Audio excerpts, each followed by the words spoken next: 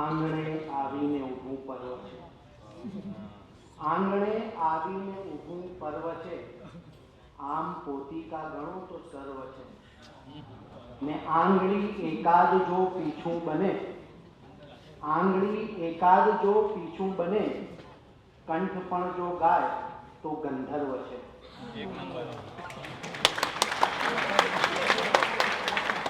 ને જેને કારણ એ અહીં બેસી રહ્યા. એમ તો આજે જે આવી ગયા છે પાછા જવાનો રસ્તો જ નથી, એટલે બેસવું જ પડશે તમારા લોકો. કે જેને કારણ એ અહીં બેસી રહ્યા, એ ગઝલનું નામ હવેથી ગર્વ છે. એલડી એન્જિનિયરિંગ કોલેજ ખાતે સાહિત્ય સરિતા 2023માં હું આપ સર્વે મિત્રોનું સ્વાગત કરું છું. ગઈકાલે કવિ સંમેલન થયું, એની શરૂઆત, સાંજની શરૂઆત કવિ રહીશ મનિયારના એક મુક્તકથી થઈ હતી. મારે એ જ મુક્તકથી આજની સાંજની શરૂઆતમાં કરવું છે કે તારા નામનો તહુકો અહીં છાતીમાં રાખ્યો છે. મેં તારા નામનો તહુકો અહીં છાતીમાં રાખ્યો છે. ભૂસાવા ક્યાં દીધો કક્કો, હજી પાટીમાં રાખ્યો છે.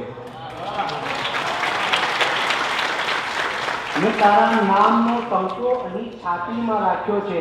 ભૂસાવા ક્યાં દીધો કક્કો, હજી પાટીમાં રાખ્યો છે. ને મલક કંઈ કેટલા ખૂંદ્યા, બધાની ધૂળ ચોંટી પણ. મલક કંઈ કેટલા ખૂંદ્યા, બધાની ધૂળ ચોંટી પણ. હજી પણ મારો ધબકારો મેં ગુજરાતીમાં રાખ્યો.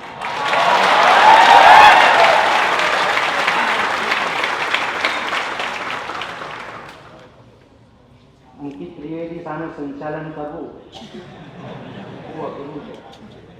એ મનમાં કહેતા હશે ભાવેશ ભટ્ટનું એક શેર કે છું વિદ્યાર્થીઓના ટોળામાં, એ મારી મજબૂરી છે. છું વિદ્યાર્થીઓના ટોળામાં, એ મારી મજબૂરી છે. પણ તું તો એ જાણે છે ને તું કોને શીખવાડે છે.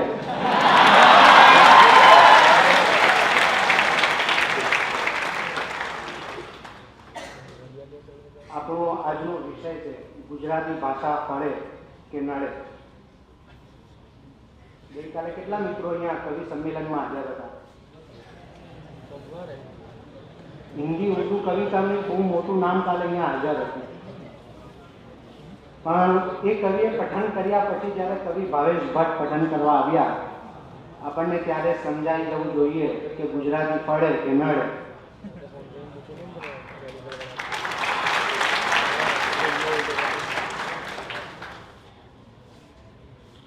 ગુજરાતી ભાષાની જ્યારે વાત આવે ત્યારે તરત જ એની સરખામણી અંગ્રેજી ભાષા સાથે થાય. કારણ કે હમણાં મોટા ભાગે અભ્યાસની ભાષા અંગ્રેજી થઈ ગઈ છે. આપણે અંગ્રેજી બોલવામાં ગર્વ અનુભવતા. ગુજરાતી ભાષાનો મહિમા ગાવો એટલે કોઈ બીજી ભાષાને નાની દેખાડે એવી વાત નથી. પણ હા, આપણી ભાષાનો મહિમા તો છે. વિનોદ ભટ્ટ એમ કહેતા કે ગુજરાતી મારી માં અને અંગ્રેજી મારી માસી, એ કહેવત કબૂલ. ગુજરાતી મારી માં અને અંગ્રેજી મારી માસી, એ કહેવત કબૂલ. પણ માં મરજો ને માસી ના મરજો, એ કહેવત કબૂલ નથી. એટલે અંગ્રેજી ભાષાનો પોતાનો એક મહિમા છે. કવિ તુષાર શુક્લ કેટલાક વર્ષો અગાઉ અમેરિકા ગયા, તો એમના જે હોસ્ટ હતા એમને દરેક બાબતમાં સરખામણી કરવાની આદત હશે. અમેરિકા આવું ને ભારત આવું, અંગ્રેજી ભાષા ને ગુજરાતી ભાષા. એમને લઈને ન્યુયોર્કના ટાઈમ્સ સ્ક્વેર પર ગયા, તો ત્યાં કેટલાક ભિખારીઓ બેઠા. એટલે પેલા હોસ્ટે તુષારભાઈને કીધું કે તુષારભાઈ જુઓ, અમારે ત્યાં ભીખ બી અંગ્રેજીમાં મળે. એટલે ભાઈ એની માતૃભાષા નથી. તુષારભાઈએ બહુ સારો જવાબ આપ્યો કે તમે એ રીતે જુઓ ને કે અંગ્રેજી આવડે છે તોય ભીખ માંગે છે.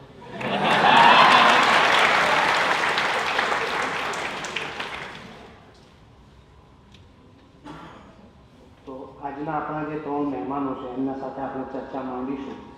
પણ એ પહેલાં મારે ગુજરાતી ભાષાના સંદર્ભમાં એ ત્રણેયનો પરિચય ફરીથી આપવો છે. હમણાં 26 ફેબ્રુઆરી અમદાવાદનો જન્મદિવસ હતો, એટલે અમે કાલુપુરમાં એક મુશાયરો રાખેલો. ને લોકશર્મે કાલુપુરના પીઆઈ સાહેબ પણ ત્યાં આવેલા. આજે એટલે અમારા પાસે 9 વાગ્યા સુધી કાર્યક્રમની પરવાનગી હતી. જ્યારે કવિ ભાવેશ ભટ્ટ પઠન કરવા આવ્યા ત્યારે ઓલરેડી 9:45 વાગી ગયા. એટલે હું સંચાલક હતો એટલે ભાવેશભાઈએ મને પૂછ્યું કે થોડું વાંચું તો વાંધો નહીં. એટલે મેં કીધું કે જે બંધ કરાવી શકે એવું છે એ અહીંયા બેઠા છે, એ બેઠા છે ત્યાં સુધી તમે આંખે રાખો, પછી જોઈશું. એટલે આપણે બહુ સરળતાથી કહી દઈએ છીએ કે ઇન્ડિયા યંગેસ્ટ IPS આ મંઝિલ છે, આપણે સફર નથી ભણતા. આપણી સરળતાથી આ વાત કહી દઈએ છીએ, એ જે સફર છે ને એના ન્યાય છે. પાલનપુર પાસેના એક નાનકડા ગામનો યુવાન આવું સ્વપ્ન જુએ અને એને સાકાર કરવા માટે રાત દિવસ મથે, ત્યારે તેની દહીંવાળા યાદ આવે કે શ્રદ્ધા જ મારી લઈ ગઈ મંઝિલ ઉપર મને, શ્રદ્ધા જ મારી લઈ ગઈ મંઝિલ ઉપર મને, રસ્તો ભૂલી ગયો તો દિશાઓ પડી ગઈ. એટલે આજે આપણે એમની પાસેથી જાણીશું કે એમણે ગુજરાતી ભાષામાં IPSની પરીક્ષા પાસ કરી, જેમનો અનુભવ કેવો છે ભાષા સાથેનો.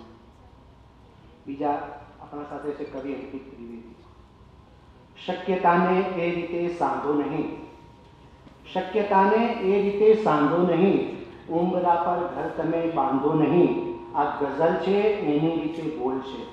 અંકિત ત્રિવેદીનો શેર છે કે આ ગઝલ છે એની રીતે બોલ છે, કોઈ સાધો કોઈ આરાધો નહીં.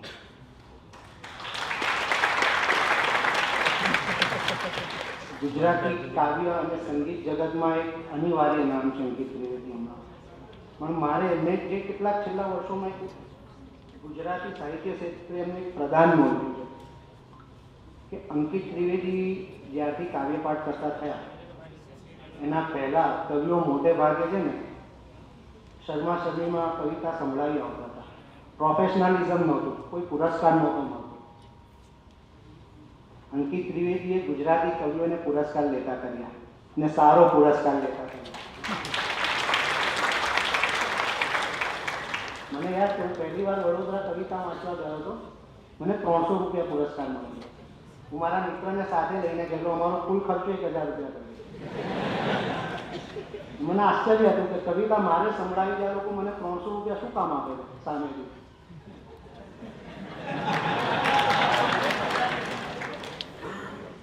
પછી મેં જ્યારે નક્કી કર્યું કે મારે હવે પુરસ્કાર 1000 કરવો જોઈએ, ત્યારે પહેલી વખત 1000 પુરસ્કાર અંકિત ત્રિવેદી અપાવ્યો. મેં જ્યારે નક્કી કર્યું કે હવેથી પુરસ્કાર 5000 લેવો જોઈએ, ત્યારે 5000 પુરસ્કાર પહેલી વખત અંકિત ત્રિવેદી અપાવ્યો. અને 2016માં મેં જ્યારે નક્કી કર્યું કે 10000 પુરસ્કાર લેવો જોઈએ, તો પહેલી વખત 10000 પુરસ્કાર અંકિત ત્રિવેદી. હવે હું 15000 લઉં છું. એટલે ગુજરાતી સાથે ભાષા સાથેનો અંકિત ત્રિવેદીનો અનુભવ કેવો છે એ આપણે જાણીશું. અને આજના આપણા ત્રીજા મહેમાન નેશદ પુરાણી. નેશદભાઈ જેટલા પુરાણી છે એટલી જ પુરાણી અમારી મૈત્રી પણ છે.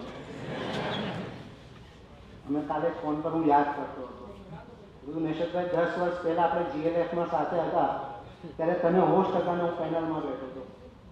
ને નેશદભાઈ કહે કે તારી જગ્યાએ પહોંચતા 10 વર્ષ લાગે. મેં કીધું ના, 22 વર્ષ લાગે, મને તમારી જગ્યાએ પહોંચતા 10 વર્ષ લાગે. નેશદભાઈ સાથેની મિત્રતા બહુ જૂની, પણ જે વ્યક્તિગત મૈત્રી થઈ એ ભાષાને લીધે. નેશદભાઈ આપણી મહેફિલ નામનો એક શો કરતા હતા. આમ મૂળ તબીબ છે, આયુર્વેદિક ડૉક્ટર છે, ને 5 વર્ષ સુધી પ્રેક્ટિસ પણ કરી અમે. અને એના પછી એ છોડીને રેડિયો ઇન્ડસ્ટ્રીમાં આવ્યા. 1 વર્ષ રેડ એફએમમાં કામ કર્યું અને પછી 5-6 વર્ષ સુધી અમે 1 વર્ષ માય એફએમમાં અમે કામ કર્યું અને 5-6 વર્ષ સુધી રેડ એફએમના પ્રોગ્રામિંગ હેડ પણ રહ્યા. એટલે ને હમણાં જેમ તમે જાણો છો મ્યુઝિક અને પોડકાસ્ટ પાર્ટનર જલસો એક ચલાવે છે અને એમાં જે કામ થાય છે એના વિશે આપણે એમના નેશદભાઈ પાસેથી જાણ્યું.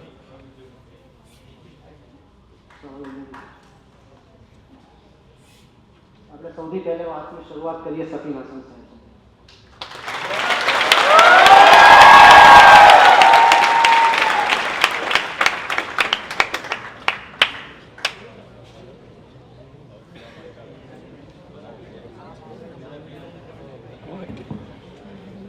કેમ છો?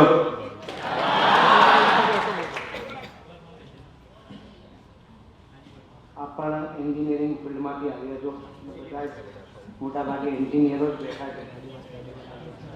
છે કોઈ એન્જિનિયર સિવાયનું? મારા જેવા સુખદ અપવાદના કામ કરતા. આપે જે યુપીએસસીની એક્ઝામ પાસ કરી એ ગુજરાતી ભાષામાં પાસ કરી. કેમ આપે ગુજરાતી ભાષામાં એક્ઝામ આપવાનું નક્કી કર્યું? સી યુપીએસસીની જે એક્ઝામ છે એ બેસિકલી કોઈ લેંગ્વેજનો ટેસ્ટ નથી.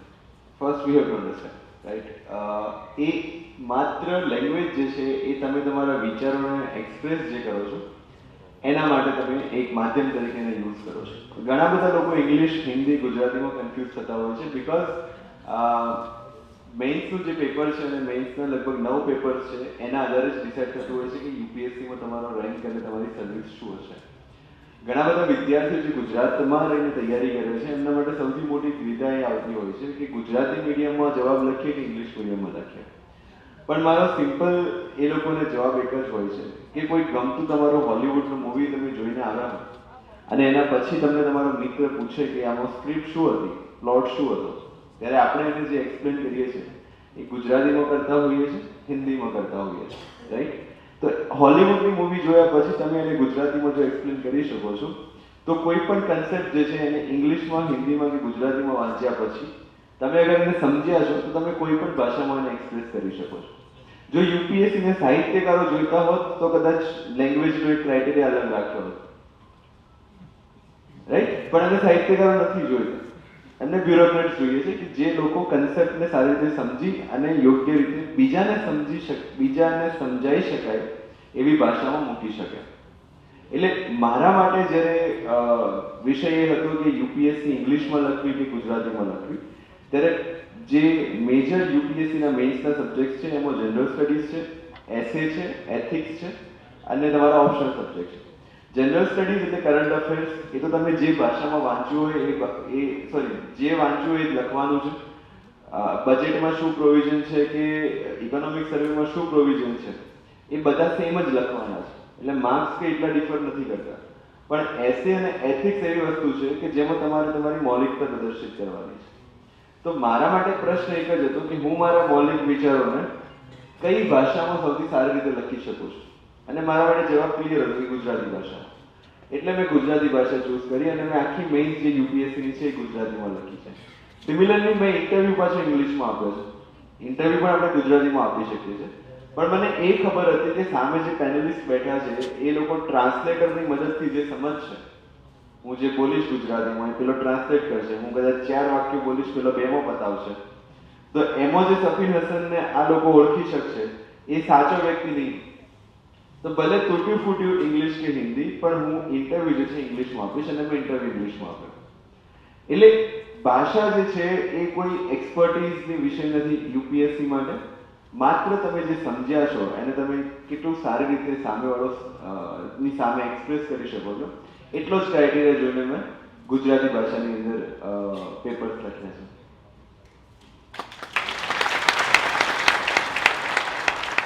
આ આપનો યુપીએસસીનો અનુભવ આપે જણાવ્યું. ગુજરાતી ભાષા સાથે આપનું બાળપણથી કેવો પ્રકારનો સંબંધ રહ્યો?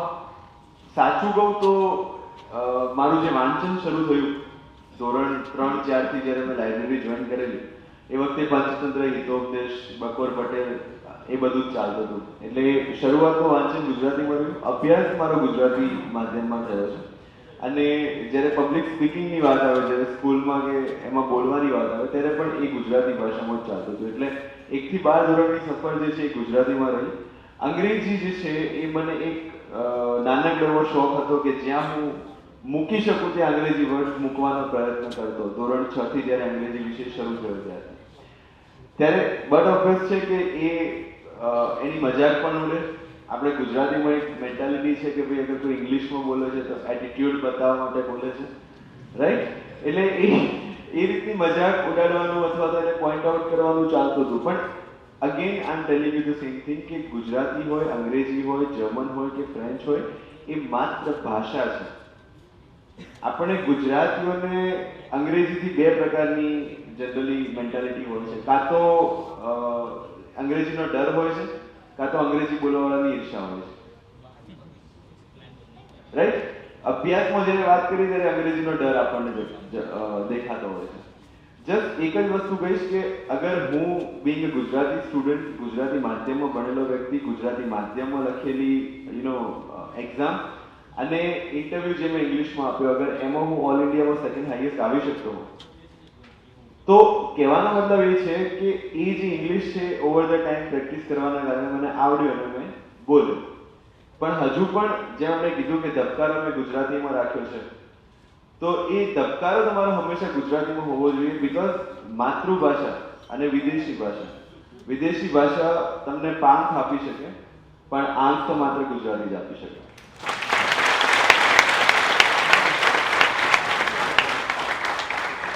એક ઇન્ટરવ્યુમાં આપણે એવું કહેલું કે યુપીએસસીની જે તમે તૈયારી કરતા હતા એ બધી ઇંગ્લિશ બુકમાંથી કરી હતી અને એક્ઝામ ગુજરાતીમાં હતી. એમાં તમને કોઈ તકલીફ પડી હોય કે એ રીતનું થયું?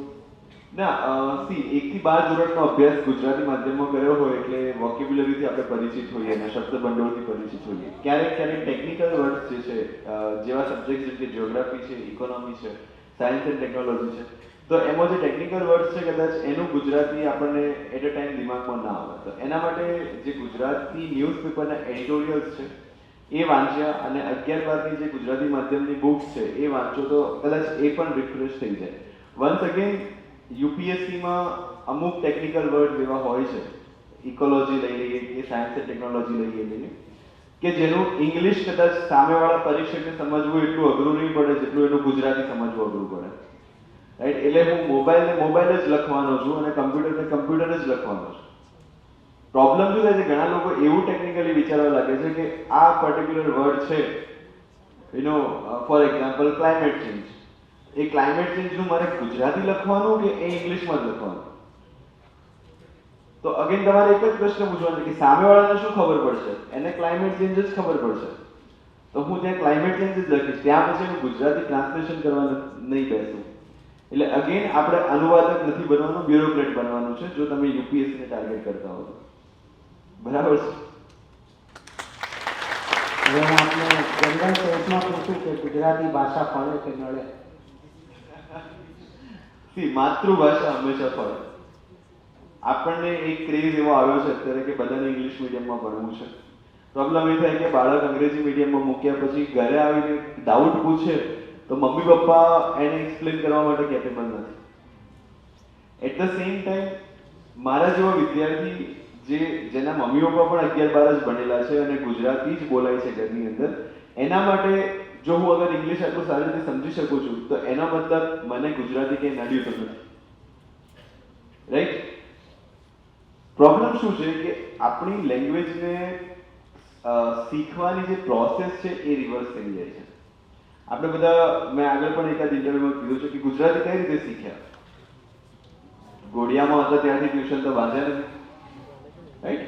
જ્યારે જન્મે ત્યારે 1-1.5 વર્ષ તો આપણે કમ્પલસરી કોન્સન્ટ્રેટ કરીને માત્ર સાંભળ્યું. એના પછી આપણે બોલવાની કોશિશ કરી અને લખતા ને વાંચતા તો છેક બાલ મંદિરથી પહેલા ધોરણમાં આવે ત્યારે શીખવાનું શરૂ કર્યું. એ જ પ્રોસેસ આપણે ઇંગ્લિશમાં શું ફોલો કરીએ છીએ? પહેલા લખવા વાંચવાની શરૂઆત કરીએ છીએ, ક્યારેક થોડું સાંભળવા મળી જાય છે અને બોલવાનું પિક્ચરમાં આવતું જ નથી. અને પછી આપણને એ ભાષાનો ડર લાગે છે. સિમિલરલી તમે હિન્દી પણ એવી રીતે શીખ્યા છો. તમે પહેલા હિન્દી જે છે એ ટીવીમાં સાંભળ્યું, કાર્ટૂન્સમાં કે કોઈ પણ મૂવીઝમાં ને એમાં, અને પછી તમે એને બોલવાની શરૂઆત કરી. પણ ઇંગ્લિશમાં આપણે રિવર્સ પ્રોસેસ ફોલો કરીએ છીએ અને ત્યાં આપણે ભૂલ કરીએ છીએ. આજે હું ગેરંટી આપું છું કે તમારામાંથી કોઈને પણ ઉઠાવીને હું કેન્યા કે યુગાન્ડામાં મૂકી દઉં 2-3 વર્ષ માટે અને ત્યાંથી તમે પાછા આવો તો તમે તેની ભાષા શીખીને આવશો કે નહીં? તો અંગ્રેજીમાં પણ એવું જ છે. આપણા જ ગુજરાતીઓ જેને અહીંયા ફાંફા પડી જાય છે એ ઓસ્ટ્રેલિયા અને કેનેડા જઈને જ્યારે 4 વર્ષ પછી પાછા આવે છે,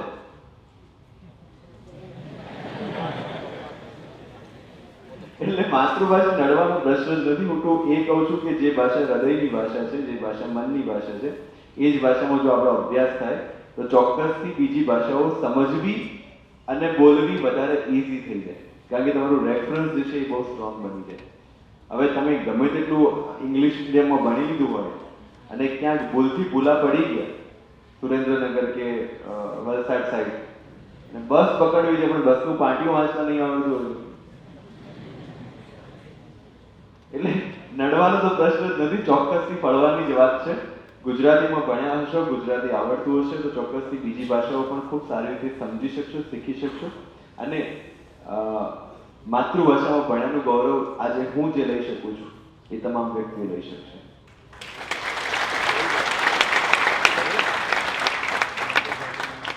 મેં બહુ સરસ વાત કહી કે આજના બાળકો અંગ્રેજી માધ્યમમાં ભણે છે પણ જ્યારે ઘરે આવે છે ત્યારે માહોલ નથી મળતો એટલે કન્ફ્યુઝ થાય.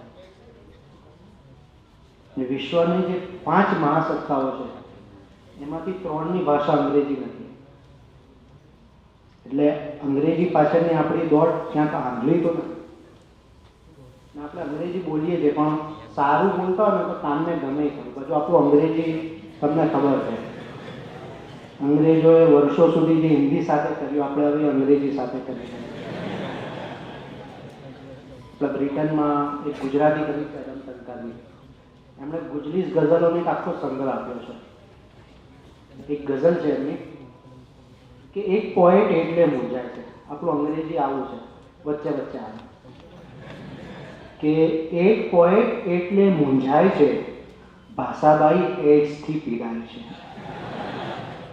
એક પોએટ એટલે મૂંઝાય છે, ભાષાબાઈ એડ્સથી પીડાય છે ને વેર ધ શુ પિંચીસ ખબર પડતી નથી.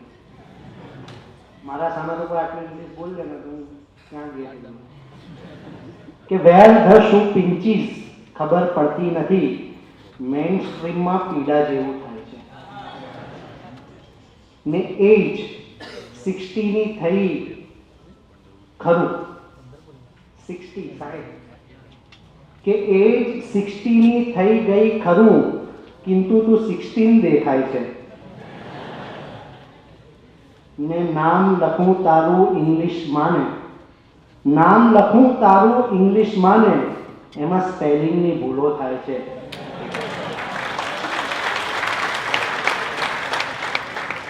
અંતિમ શેર છે કે she wouldn't listen to anyone અધમ.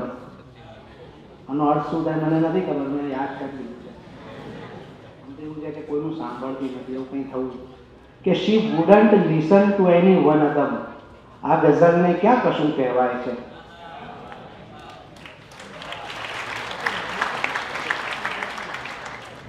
આપણે આપણા આગલા મહેમાન તરફ આ પ્રશ્ન લઈને આગળ જવું છે.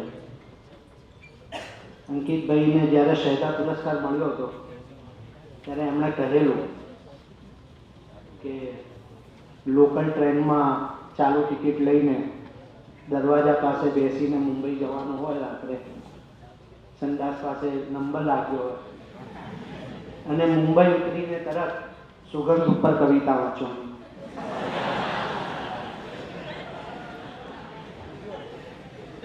આ એટલી તૈયારીઓમાંથી ઉગેલો કવિ છે. ના ના હવે હસવાની વાત હતી.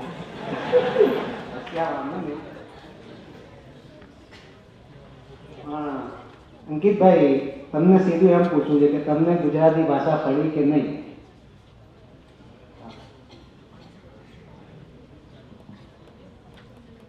પહેલા તો મારે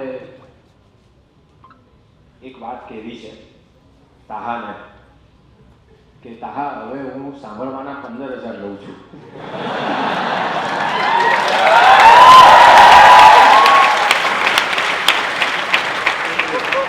અને એ પણ જીએસટી સાથે. નિદા ફાઝલી એક મુશાયરામાં અમદાવાદ आवेगा तो निदा फाजली माइक पर आई नहीं कि सब लोग कहते हैं कि निदा भाई आप बहुत ज़्यादा पैसे लेते हो शायरी सुनाने के लिए, कि उनके मैं पैसे शायरी सुनाने के लिए नहीं लेता, मुझसे पहले जो 4-5 शायरों को मुझे सुनना पड़ता है मैं उसके पैसे लेता हूँ. એના જેવું છે. એટલે તને ખાલી કહી રાખું છું અને જીએસટી સાથે લઉં છું. જીએસટીનો અર્થ મેં સાહેબ જુદો કર્યો છે, ગુજરાતી સાહિત્ય તત્વ.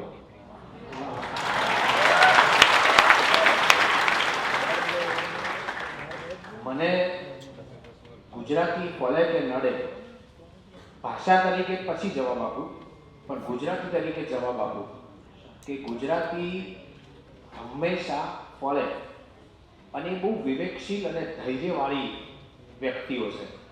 પણ જો એની ઉપરથી પાણી જાય તો એ સામેવાળાને નડે અને આખા વિશ્વને ફળે.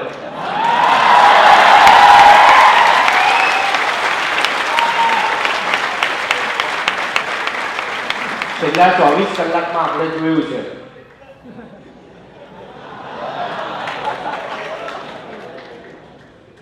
હવે ગુજરાતી ભાષાની વાત કરે તો હું એટલું કહું કે ગુજરાતી ભાષા મને પણ ફળી છે અને કદાચ ભાષાને હું ફળ્યો હોઉં એવું લાગે છે. જ્યારે સાહેબ અંગ્રેજી અને એની વાત કરતા હતા ત્યારે હું તો બિલકુલ, આજે પણ મને બધા પૂછે છે કે આટલું ફ્લુઅન્ટ ગુજરાતી કેવી રીતે યાદ રહે છે, શું થાય છે. મેં કીધું આમાં કશી મેં કોઈ મહેનત નથી કરી, જેવું આવે છે એવું ઉગાડી દઉં છું, એટલે એવું ને એવું ઉછરે છે. અમેરિકામાં સોમવારથી શુક્રવાર કોઈ કાર્યક્રમ ન હોય અને તમારે, આમ તો મેં એવું કહેલું જ છે પહેલેથી, સમજ ન થયો, 1-2 વાર અમેરિકા ગયો, પછી ત્રીજી વાર તો કહી દીધેલું કે હું હોટલમાં ઉતરીશ, કારણ કે જેને ત્યાં ઉતર્યા હોઈએ એ સામાન્ય રીતે કવિ હોય. એટલે શુક્ર શનિ રવિ તો કાર્યક્રમને કારણે આપણા નીકળી જાય,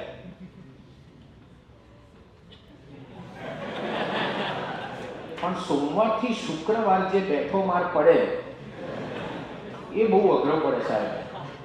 એટલે પછી આપણે ફિલ્મો જોઈએ, એમાં નીચે અનુવાદ આવે, એ એટલો મજબૂત અનુવાદ હોય, બોલ રાધા બોલ સંગમ હોગા કે નહીં, નીચે આવે ટોક રાધા ટોક, કોન્ટેક્ટ પોસિબલ ઓર નોટ.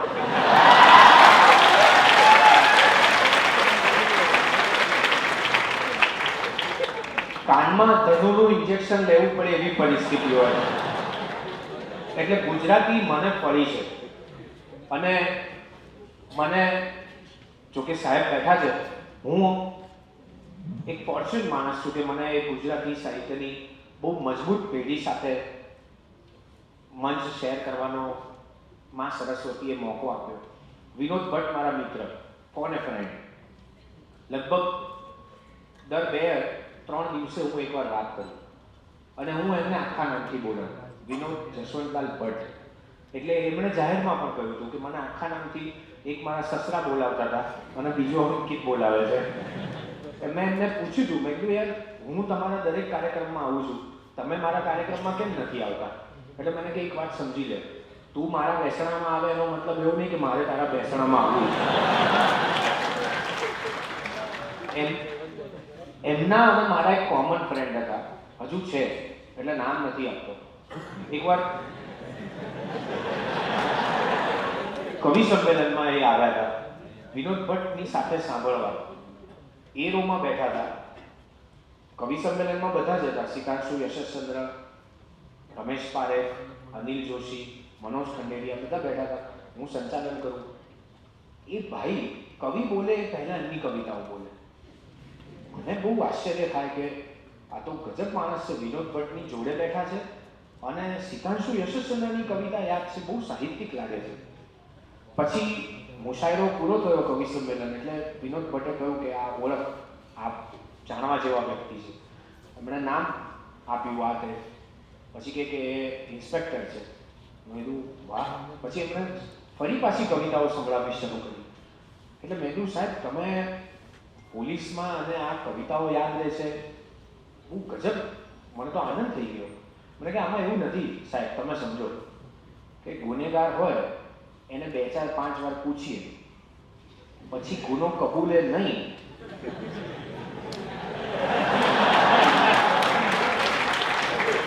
તો હું સિકાંશુભાઈ કાઢું, લાભશંકર ઠાકર કાઢું, તરત જ આખી વાત પૂરી થઈ જાય. એટલે ત્યાં ફળે છે કે નડે છે એ બહુ જુદો પ્રશ્ન આવે છે. હું એટલું ચોક્કસ કહું કે ગુજરાતી બહુ મીઠી જુબાન છે, અદ્ભુત મીઠી જુબાન છે.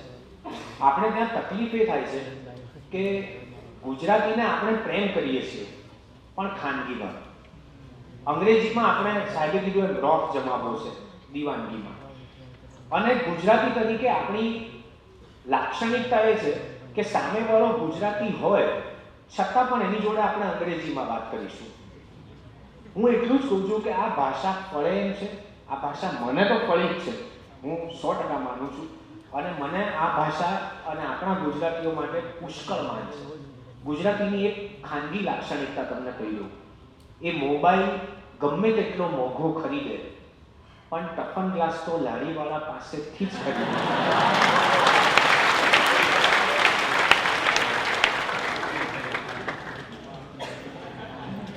ગુજરાતી સાહિત્યના સંદર્ભમાં તમે તો તમને શું લાગે છે કે ગુજરાતી ભાષાને કેટલીક મર્યાદાઓ નડે છે આગળ પહોંચવામાં? જો કદાચ મરીઝ બીજી ભાષામાં લખતા હોતા તો વધુ લોકપ્રિય હોતા એવું કંઈ, અથવા તો અંકિત ત્રિવેદી, મરીઝની વાત ના કરો, અંકિત ત્રિવેદી કદાચ કોઈ બીજી ઉર્દુ ભાષામાં લખતા હોતા. કારણ કે ઝફર ઇકબાલ પાકિસ્તાનના જદીદ ગઝલ માટે બહુ મોટું નામ ગણાય, આધુનિક ગઝલ માટે. ઝફર ઇકબાલે જે કામ કર્યું છે ને એ કામ બહુ પહેલાં મનહર મોદીએ કરી નાખ્યું, પણ એ કામ માટે દુનિયા ઝફર ઇકબાલને ઓળખે છે, મનહર મોદીને આપણે નથી ઓળખતા. બહુ ઓછા મિત્રો હશે જેમણે મનહર મોદીનું નામ સાંભળ્યું હશે. તો આ ભાષા કદાચ બેરિયર બને છે કે? આમ તો કે સવાલમાં જ જવાબ તું બોલી ગયો કે મનહર મોદી ઉર્દુમાં લખતા હોત તો જુદા હોત, પણ મારે એવું કહેવું છે કે મરીઝ સાહેબ કે પછી મનહર મોદી કે પછી આજનો કોઈ પણ સર્જક તાહા મંસૂરી, એ એની માતૃભાષામાં જે ખીલે ને એટલો એ કદાચ બીજી ભાષા સાથે એના ટૂલ્સ વાપરે છે, છંદ વાપરે છે, ત્યારે એ નથી ખીલી શકતો હતો. સાહેબે પણ હમણાં કીધું કે આપણે આપણી બેરિયર જુદી રીતે શરૂ થાય છે.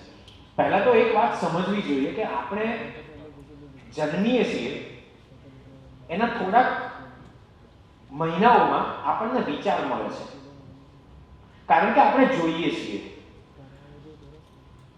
ડાર્વિનનો ઉત્ક્રાંતિવાદ તો એમ કહે છે કે આપણને જોવાનું મન થયું સદીઓ પહેલા એટલે આપણને આંખો મળી. જીરાફનું ગળું કેમ લાંબુ છે તો એના વિશે વિચારવું પડે એવું છે. કોઈકની ફાંદ કોઈ પ્રાણીની મોટી છે કેમ છે તો એના વિશે વિચારવું પડે એમ છે. તો પહેલા વિચાર આવે છે, પછી ભાષા આવે છે, અને વિચાર અને ભાષા પહેલા ઉદ્ગાર આવે છે. પહેલા તમે અવાજ કરો છો, ઉદ્ગાર, પછી એમાં ઉચ્ચાર ભળે છે. હું એવું માનું છું કે મરીઝ સાહેબે જે ગુજરાતીમાં ઉત્તમ કામ કર્યું એવું કામ એમણે કદાચ ઉર્દુમાં વધારે સારું કરી શક્યા હોત. ભાષા એને બાદ નથી, પણ હું એવું ચોક્કસ માનું છું કે મરીઝે જે એમનું હૃદય નીચોવીને લખ્યું એ તો એમની માદરે વતનની ભાષા ગુજરાતીમાં જ થાય. પછી મરીઝ સાહેબ પ્રયત્નો કરે તો એ 75-80% સુધી પહોંચી શકે, પણ જે અહીંયા 200-250%નું સર્જન છે ત્યાં સુધી ન જઈ શકે. એવું જ ગાલિબ સાહેબ માટે પણ આપણે કહી શકાય કે ગાલિબે ઉર્દુ જ લખ્યું તો સારું થયું, ફારસી લખ્યું તો સારું થયું, પણ એમણે ગુજરાતી લખ્યું હોત તો કદાચ આટલી અસર ઊભી ન કરી શક્યા હોત. તો આપણે કોઈ ભાષાને એની સરખામણી કરીએ, આજે નરસિંહ મહેતા છે કે ઝવેરચંદ મેઘાણી છે, એને તમે કેવી રીતે બોલાવશો? ટ્રાન્સલેશન થયું એટલે પહોંચ્યું, પણ ટ્રાન્સલેશન એટલે થયું કારણ કે ટ્રાન્સલેશન થતાં એક આખી ભાષાનું ટ્રાન્સક્રિએશન થયું. આપણે જે બોલીએ છીએ, હવે પહેલાં તો એ છે કે આપણે કોલેજમાં જઈએ છીએ ત્યારે ભણવા જઈએ છીએ કે શીખવા જઈએ છીએ. હવે આપણી પાસે અપાર શક્યતાઓ છે, લર્ન પણ છે અને ટીચ પણ છે. તો એ શક્યતાઓ સાથે આપણે જોઈએ છીએ ભાષાને, ત્યારે મને એટલું જ સમજાય છે કે આપણને જે મળ્યું છે ને એનો આનંદ કરતા આવડવો જોઈએ. હું એવું ચોક્કસ માનું છું કે મને તો આજે બી ઘણા કહે છે પણ ખરા કે તમે પ્રયત્ન કરો, હિન્દીમાં સંચાલન કરો, બોલાવે છે, પણ મેં એમ કીધું કે હવે આટલું જ ફાવ્યું છે અને હવે બીજો કોઈ ભાર વિશેષ લેવો નથી. તમે લોકો મને સાંભળો છો, મારે કારણે ઘણાની ગુજરાતી સુધરી ગઈ છે, નોન ગુજરાતીઓની. એનો મને બહુ જ આનંદ છે કે એટલીસ્ટ એ લોકોને આપણી ભાષામાં ખબર તો પડવા માંડી, અને આપણે એમની ભાષા વાંચીએ છીએ એટલે તો આપણે એમની સાથે સંબંધ રાખીએ છીએ, પણ એ આપણી ભાષાને અપનાવે એનાથી વધારે મોટી અને આનંદની વાત બીજી કઈ હોઈ શકે?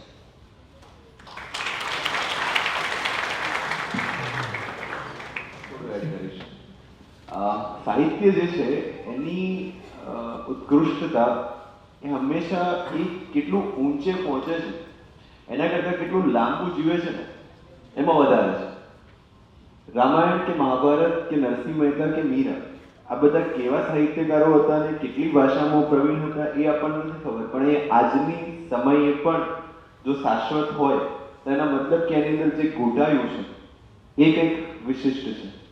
એટલે મારું એડિશન આ વાતમાં એટલું જ છે કે આપણા સાહિત્યકારો આપણી જ ભાષામાં લખતા હોય, લખવું જ જોઈએ, પણ એ લખાયેલું એ ઘૂંટાયેલું એટલું વિશિષ્ટ હોય કે બીજી ભાષાવાળાઓએ અહીંયા સુધી આવવું પડે તો એ સાચું સાહિત્ય અને વિશિષ્ટ સાહિત્ય છે એવું આપણે માનીએ.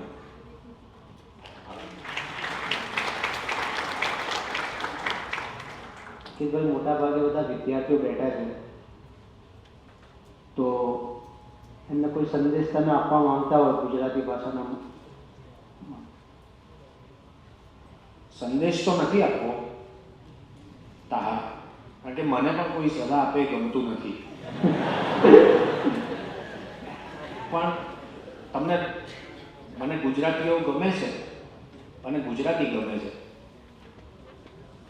હું એક નઝમ સંભળાવવા માંગુ છું.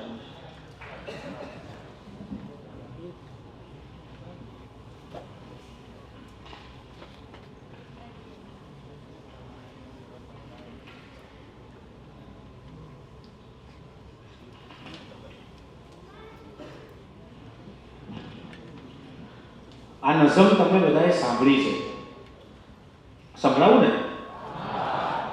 મજા આવે છે ને? મને એક ચાલુ કવિ સંમેલનમાં SNDT કોલેજમાં, છોકરીઓની કોલેજ હતી, બધી જ છોકરીઓ કવિ સંમેલનમાં, ચાલુ કવિ સંમેલનમાં એક છોકરીએ પ્રશ્ન પૂછ્યો કે કવિતા ક્યારે લખાય અને કવિ સંમેલન ક્યારે થાય? હવે આપણને તાત્કાલિક તો બહુ સૂઝે નહીં, એટલે મેં કીધું એક જ છોકરી રાહ જોતી હોય તો કવિતા લખાય, ઘણી બધી છોકરીઓ રાહ જોતી હોય તો કવિ સંમેલન થાય.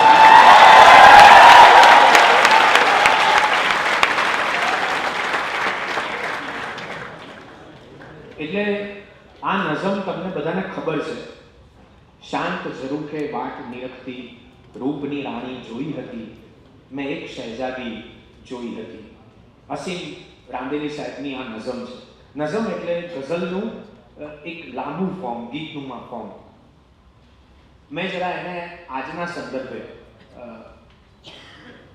એક નઝમ યાત્રા શરૂ કરી છે. મેં આપણી ખૂબ જાણીતી નઝમ એને આજના સંદર્ભે જોઈને ફરીથી લખવાનો પ્રયત્ન કર્યો છે. એ લોકોને અંજલિ આપવી છે. તો પ્રથમ પંક્તિ એ નઝમની રાખી છે અને પછી એને મેં મારી રીતે આગળ વધારી છે. પહેલી જ વાર રજૂ કરું છું. શાંત ઝરૂખે વાટ નિરખતી, રૂપની રાણી જોઈ હતી, મેં એક શહેજાદી જોઈ હતી, આબ દરિયા ડુંગર સાથે સેલ્ફી લેતા જોઈ હતી, એની ઘેરાયેલી ઉંમરને મેં વરસાદી જોઈ હતી, મેં એક શહેજાદી જોઈ હતી, મેં એક શહેજાદી જોઈ હતી. જળપણ એની પાસેથી વિનાશ જેવું મેળવતું, જળપણ એની પાસેથી વિનાશ જેવું મેળવતું, તરસ छिपावे આંખોની એવું એનામાં રહેતું તું, ગીત ગઝલની નજીક જાવા સ્મિત એનું મથતું તું, પવન બનીને પારેવું એની આગળ ફેરા ફરતું તું, વિના પ્રસંગે એને કાયમ બસ હરખાતી જોઈ હતી, મર્યાદામાં જીવે એવી એક આઝાદી જોઈ હતી, મેં એક શહેજાદી જોઈ હતી, મેં એક શહેજાદી જોઈ હતી.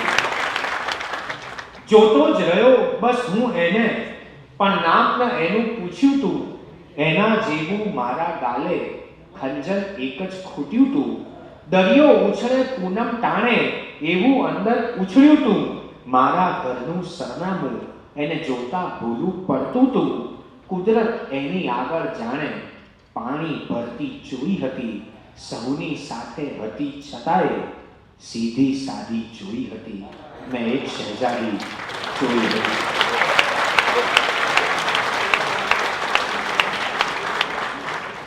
હવે આપણા આખરી મહેમાન તરફ જઈએ, નેશદભાઈ તરફ. નેશદભાઈ, તમે તબીબી પ્રેક્ટિસ કરતા હતા, એ બધું છોડીને અચાનક આ શબ્દ સાથે પનારો લેવાનું કઈ રીતે શીખ્યું તમને? પહેલા તો આભાર. એટલે પ્રેક્ટિસ ચાલતી હતી તો હતી ને બનાવો, શું આ આખો શ્વાસ મેં એ લેવા જ કહેવા જ કર્યો કે નતું બરાબર ઠેકાણે, એટલે પણ કદાચ એ વાત પણ એટલી જ સત્ય છે કે ભાષા સાથે એટલો બધો લગાવ ત્યાં સુધીમાં થઈ ચૂક્યો હતો. હું આયુર્વેદિક પ્રેક્ટિસ કરતો હતો, એટલે અને શુદ્ધ આયુર્વેદિક પ્રેક્ટિસ કરવાથી શું હોય કે ત્યાં કોઈ પણ પોતાનો ભાંગેલો તૂટેલો હાથ તાવ તાત્કાલિક લઈને આવે નહીં. બધા જીર્ણ શીર્ણ રોગો, 6 મહિનાનો ઘૂંટણનો દુખાવો ને એન્કલનો દુખાવો, ખોટી દવા અપાઈ જાય તો કોઈ મરે નહીં, કોઈ મરે નહીં.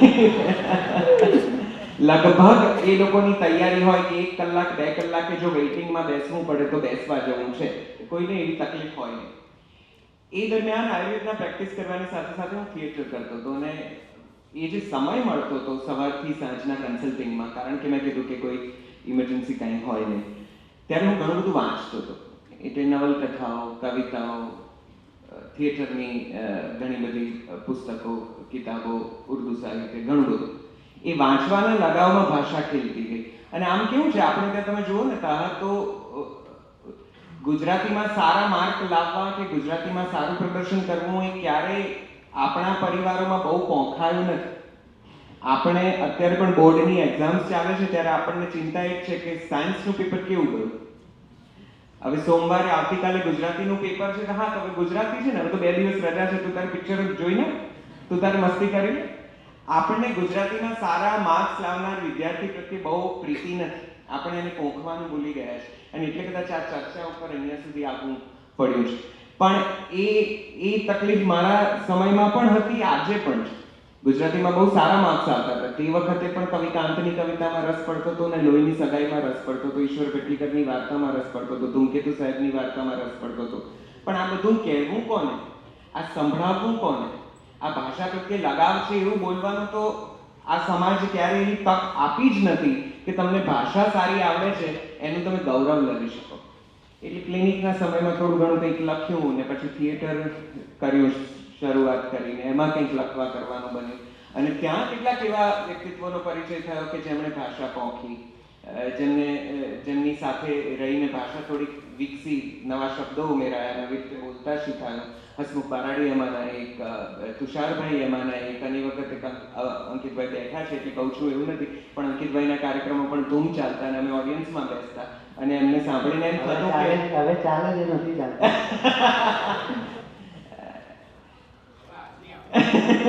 હવે સાંભળવાના પૈસા લે છે એટલે મારે કંઈ વધારે બોલવું નથી. પણ તુષારભાઈ ને એ બધાને સાંભળીને એમ થતું કે મારે આ ભાષા, મારી ક્ષમતા છે, મારી શક્યતા છે કે હું આ બોલું. એ રીતે એ ભાષાને થોડું વધારે એની સાથે થોડું વધારે અનુસંધાન થયું, થોડું વધારે વાંચતા લખતા થયા. ક્લિનિકના સમયથી પછી એવું થયું કે હવે આ કદાચ હું આના માટે નથી, મારે આ નથી કરવું. અને આયુર્વેદિક પ્રેક્ટિસ હતી એટલે એવો કંઈ આમ રાતોરાત 5 વર્ષ પ્રેક્ટિસ કરીએ તો 3જા વર્ષે બંગલો બની જાય એવી કંઈ પ્રેક્ટિસ તો હતી નહીં. ધીમે રહીને થિયેટર બાજુ ગયા, ત્યાંથી ટેલિવિઝન પરથી રેડિયોમાં પહોંચ્યા, અને રેડિયોમાં જઈને સમજાયું કે મને મારી ભાષા કેટલી બધી પ્રિય છે. એનું એક કારણ છે કે રેડિયોની જે આમ તમે જો એના માળખામાં તમને થોડો ઘણો પણ આજે તો હવે ઘણું બધું સરળ થયું છે, પણ આજથી લગભગ 15 વર્ષ પહેલા જ્યારે મેં રેડિયો શરૂ કર્યું હતું ત્યારે ત્યાં અંગ્રેજી અને હિન્દી ભાષાનો અતિશય મહિમા હતો. એટલે જો તમે ત્યાં સાચું ગુજરાતી બોલો છો તો તમે ત્યાં થોડા વધારે હેરાન થાવ એવું એ આખું વાતાવરણ હતું. જો તમને ત્યાં સરખું અંગ્રેજી બોલતા નથી આવડતું તો તમે તમારામાં કોઈ આવડત નથી એ આખા કૌંસમાં ખપી જાઓ એ પ્રકારના વાતાવરણમાં. ત્યારે મને વધારે એમ થયું કે અરે યાર, મારી પાસે તો અત્યંત સબળ, અત્યંત એટલી બધી પ્રિય મારી ભાષા છે, મારી પાસે આટલું બધું બાથું છે, અહીંયા હું વાપરી જ નથી શકતો, આટલી બધી સુંદર રીતે એનો ઉપયોગ થઈ શકે છે ને હું કશું બોલી જ નથી શકતો. કારણ કે ડગલે ને પગલે તમારા ઈમેલ્સમાં, તમારા પ્રેઝન્ટેશન્સમાં, તમારા કોઈ પણ કામમાં, તમારે ક્યાંક નેશનલ લેવલની કોઈ મીટિંગ્સ હોય, આ બધા પ્રેઝન્ટેશનમાં પણ તમારે ફરજપૂર્વક અંગ્રેજી બોલવું પડતું. ધારો કે તમે રિજનલ લેંગ્વેજીસમાં વધારે વાત કરો છો તો તમે કદાચ થોડા સાઇડલાઇન થઈ જાઓ છો, કોઈક તમને ઓછું પોંખે છે, તમારા વિશે વાત કદાચ ઓછી થાય છે, આવું બધું થતું.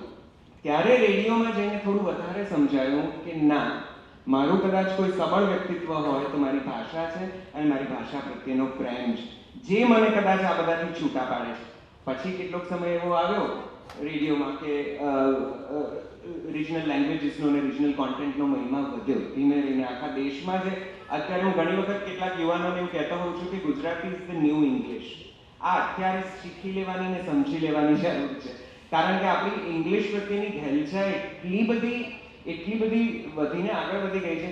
અંકિતભાઈ, હવે તો એ સમય છે કે તમારા ને મારા તો મમ્મી પપ્પા ગુજરાતીમાં ભણતા હતા કે આપણે ગુજરાતી માધ્યમોમાં ભણતા હતા, એટલે એ આપણને ટોકતા હતા, ટપારતા હતા કે આમ ન બોલાય, આ આમ હોય. હવે તો એ મા બાપો પણ લગભગ વિદાય લઈ ચૂક્યા છે. એ પણ હવે તો મા બાપો જ એવા છે કે જેમણે અંગ્રેજી માધ્યમમાં જ ભણીને પોતાના છોકરાઓનો ઉછેર કર્યો છે, એટલે એ શું ટોકવાના, શું ટપારવાના.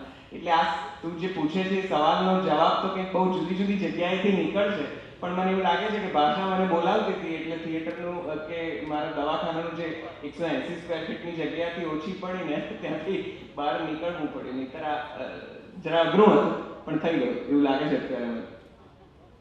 જેમ તમે કહ્યું એમ કે તમે જ્યારે રેડિયો ઇન્ડસ્ટ્રીમાં આવ્યા ત્યારે અંગ્રેજી ભાષાનું બહુ જ બોલબાલા હતી. મને જો હું ખોટો ના હોઉં તો ગુજરાતની FM ઇન્ડસ્ટ્રીમાં સૌથી પહેલાં ગુજરાતી પ્રોગ્રામ શરૂ કરનાર તમે હતા. જી. અને માય એફએમમાં સ્વર ગુર્જરી કાર્યક્રમ શરૂ કરેલો. બિલકુલ. અને ટૂંક સમયમાં પછી જ્યારે તમે રેડ એફએમમાં ત્યારે વર્ષો સુધી શાંત ઝરૂકે અને આપણી મહેફિલ કાર્યક્રમ, તો એ અનુભવ કેવા રહ્યા આપના? એ પ્રોગ્રામ ચાલુ કરવામાં કોઈ તકલીફો પડી હતી ભાષાના લીધે? એટલે આ સવાલનો જવાબ છે ને બહુ કદાચ લાંબો થાય, પણ છતાં હું બને એટલો પ્રયત્ન કરું એને થોડું થોડું કરીને. માય એફએમમાં જોડાયો ને ત્યારે જોકી તરીકે જોડાયો હતો ને હું એકદમ મોર્નિંગ જોકી તરીકે જોડાયો હતો. એટલે ઓડિશનમાં આપણે જે કમાલ કરી હતી ત્યારના મેનેજમેન્ટના લોકોને એવું લાગ્યું કે બસ હવે અમદાવાદનો નવો જોકી સિતારો આ જ છે, સવારમાં આ હવે છવાઈ જશે. માય એફએમની જરા પોલિસીસમાં પણ એવું તરત અને ત્વરિતનું ઘણું મહત્વ છે. એટલે એમને એમ થયું કે 2 મહિનામાં તો આખું આમ અમદાવાદ આખું આના માથે. આજે કૃતાર્થ સામે બેઠો છું ત્યારે કહું કે કૃતાર્થના પગલાં કેટલા ભારે હશે ને એ મારાથી વિશેષ કોઈ સમજી શકે એમ નથી, કારણ કે એ ધ્વનિકની જગ્યાએ ત્યાં આવ્યો છે અને એ સમયે મારે ધ્વનિકની સામે મારે ઊભા રહેવાનું હતું. એટલે ત્યારે એવું થતું હતું કે હા ચાલો આપણે તો છવાઈ જવાના એમ કરીને એમણે લીધો હતો. 15 દિવસમાં એમ લાગ્યું કે આ તો ખોટું ડિસિઝન છે. 15 દિવસ એમણે ઉતારી લીધો આપણને કે ના તમે નહીં ચલો, તમે બાજુમાં કરો. એટલે એક એવો વ્યક્તિ જે આખી ટીમમાં સૌથી વધારે કાબેલ ગણાતો હતો, એને સાવ પ્રોડક્શનનું કામ સોંપીને અઠવાડિયે એક શો આપવો પડે કે કંઈક કર, કારણ કે મારી સેલેરી સૌથી વધારે હતી એ ટીમમાં, એટલે એમને કંઈક તો કરાવવું, સાવ બાજુ પર થોડો બેસાડી રખાય. એટલે અઠવાડિયે વીકેન્ડનો શો આપ્યો. ત્યારે મને થેન્કફુલી મારા જેમણે મને રેડિયોમાં લીધો હતો એમણે મને પૂછ્યું હતું કે શું કરી શકો છો. મેં કીધું સર હું ગુજરાતીમાં શો કરું.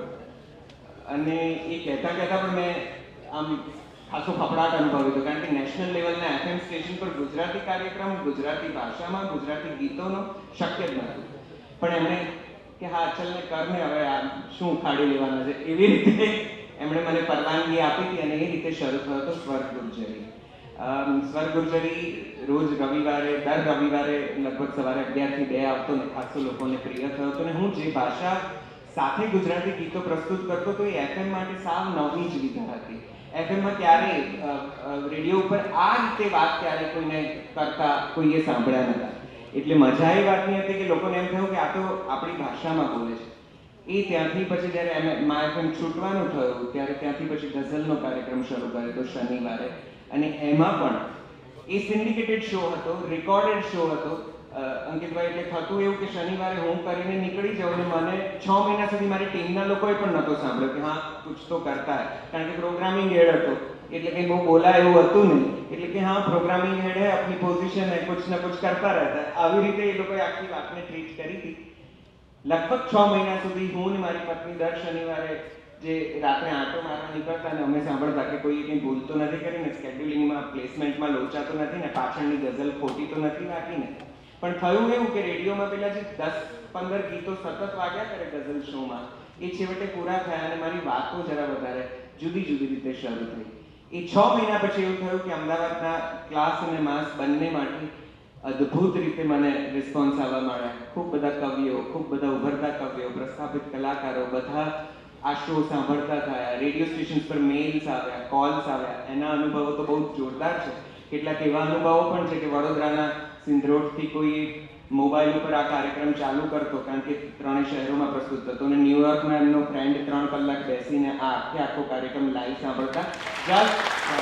just for the kind of language I incorporated in it. એટલે ગઝલોને પ્રસ્તુત કરતી વખતે જે ભાષા સાથે મેં ઉપયોગ કર્યો, એટલે મહેફિલે ઘણી બધી ઓળખ આપી.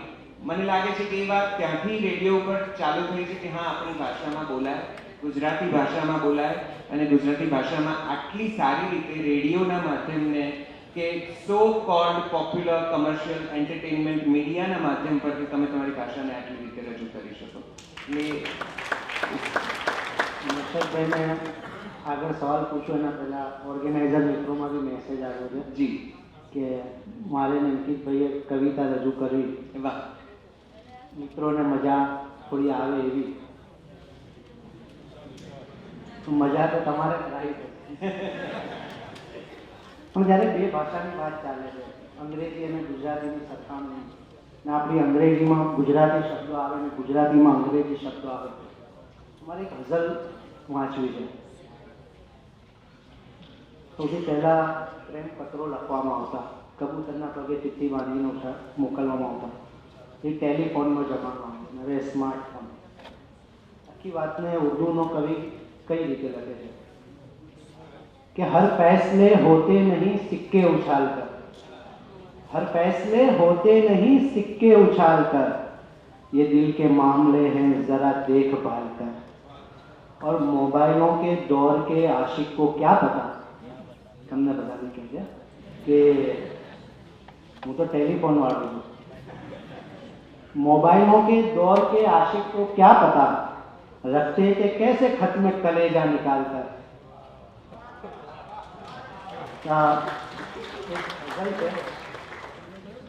એ એમને મારી ભૂતપૂર્વ પ્રેમિકાને વર્તમાન પત્ની સાથે જ્યારે ફોન પર વાત કરતો હતો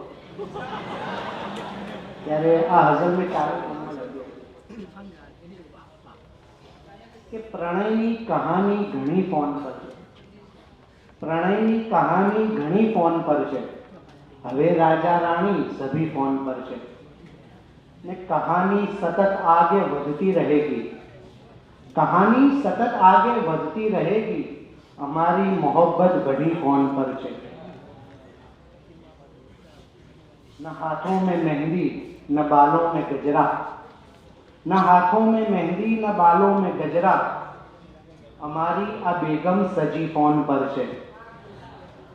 ने लगावो कभी रॉन्ग नंबर भी लागे, लगावो कभी रॉन्ग नंबर भी लागे, रखो हौसला तो घनी फोन पर છે.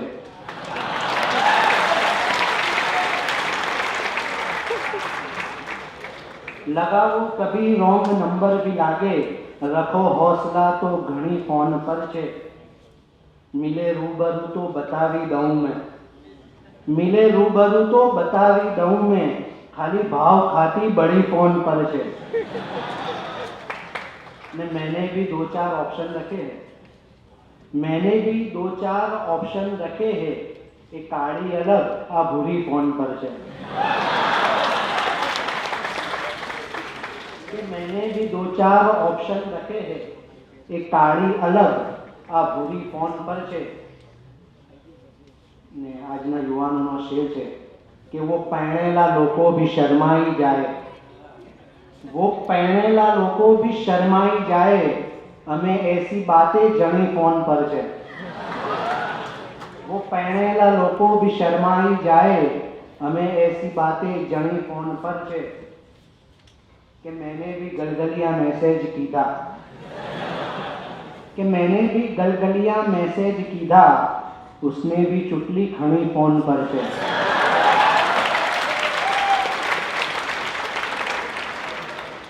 कि मैंने भी गलगलिया मैसेज कीधा, उसने भी चुटली खणी फोन पर છે.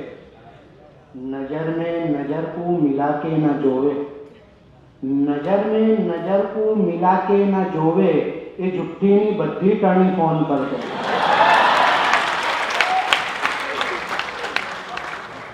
नजर में नजर को मिला के न जोवे ये झूठी बद्धी टणी फोन पर છે ने पहले तो खाली वो दिल पे चलाती हवेથી આ छुरी चली फोन पर છે. કે सभी काम छोड़ीने बैसी गया हूँ अभी जिंदगी में धरी फोन पर છે.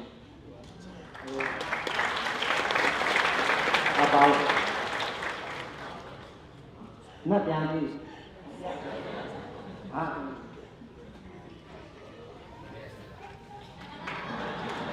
સમાપન કરી દેજો કાર્ય.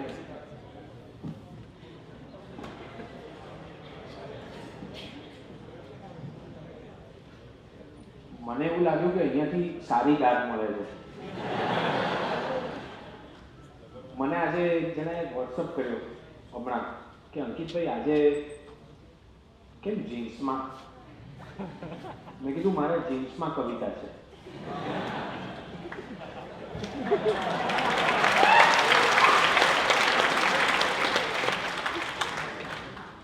આમ તો વાત ગુજરાતી અને ગુજરાતીઓની હતી અને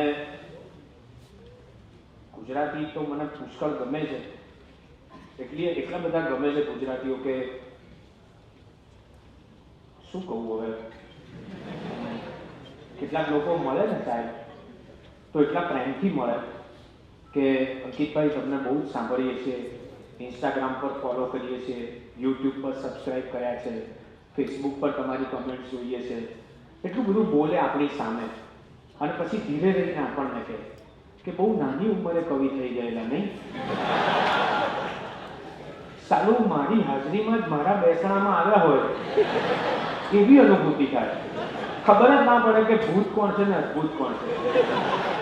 એક ભાઈએ તો કહ્યું કે તમે એટલું સરસ બોલો છો, આટલું પોઝિટિવ બોલો છો, કોઈ કવિ નિરાશ ના હોય એવું તો તમારી પાસેથી શીખવા મળે, આમ તેમ બધું બોલ્યા. પછી કે અમારે ત્યાં બેબી શાવરનો પ્રોગ્રામ છે, તમે આવશો? મેં કીધું દોસ્ત પ્રોગ્રામ તો થઈ ગયો.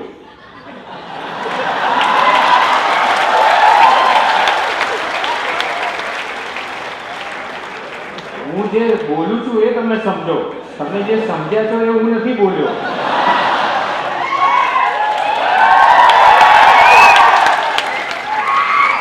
મને ઘણા કહે છે કે તમને આવું સૂજે છે ક્યાંથી?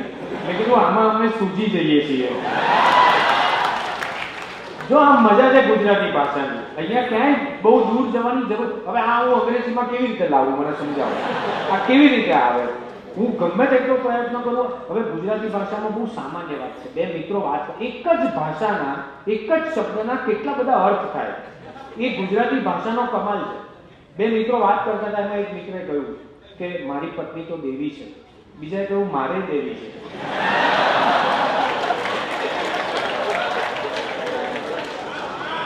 વાહ, ઘણા સાહસિકો છો આમાંથી. હમણાં તારાએ કહ્યું કે ભૂતપૂર્વ પ્રેમિકા અને વર્તમાન પત્ની. મને એવું લાગે છે કે પ્રેમિકા હોય તો એ ભૂતપૂર્વ કેવી રીતે હોય? ના ઝઘડાની જગ્યા કરાવું છું. ભૂતપૂર્વ પ્રેમિકા કેવી રીતે હોઈ શકે? પ્રેમિકા તો હવે એક સમય ગમતી હતી એવું કોઈ બોલે ને ત્યારે એને એના પોતાના પ્રેમ ઉપર અંધશ્રદ્ધા છે એવું ફીલ થાય છે. 50-55 વર્ષે કોઈ ફોટો મૂકે સોશિયલ મીડિયા પર, નીચે લખે, કમેન્ટ આવે કે લુકિંગ હેન્ડસમ, ત્યારે એટલું દુઃખ થાય કે સારું કોલેજમાં ભણતા હતા ત્યારે આંખે મોતીઓ હતો.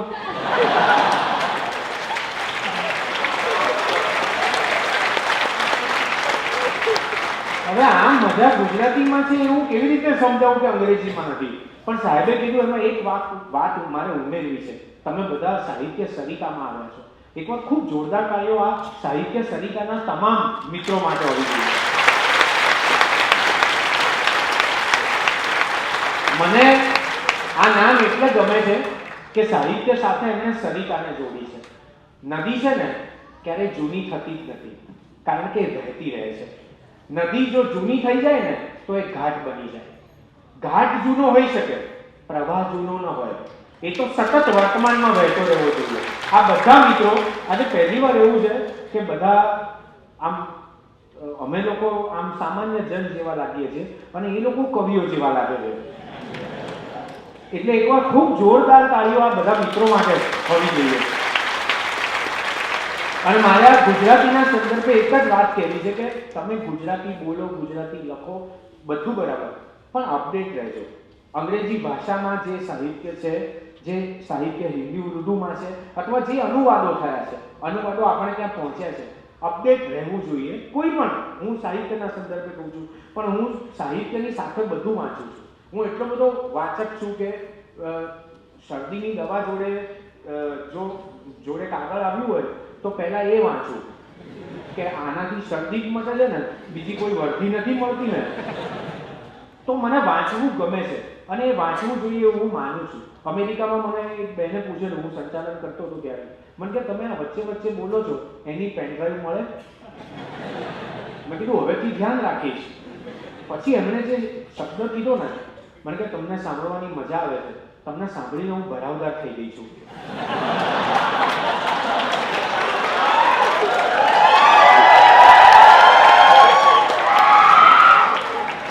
10-15 મિનિટ પછી મને ખબર પડી કે એ ભાવ વિભોરનું કહેતા હતા. આખું કોરું શાકમાં જે એની પરિસ્થિતિ હતી.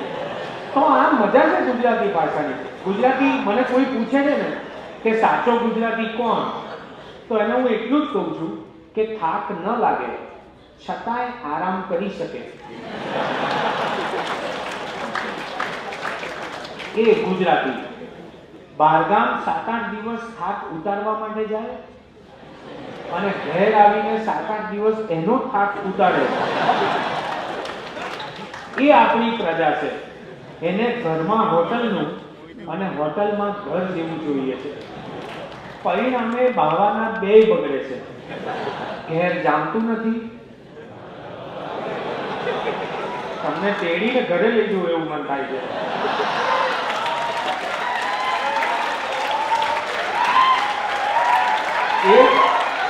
આજે નહીં. એક રિક્ષા પાછળ તો લખેલું, ના પિયર ના સાસરે, હનુમાનજીના આશરે.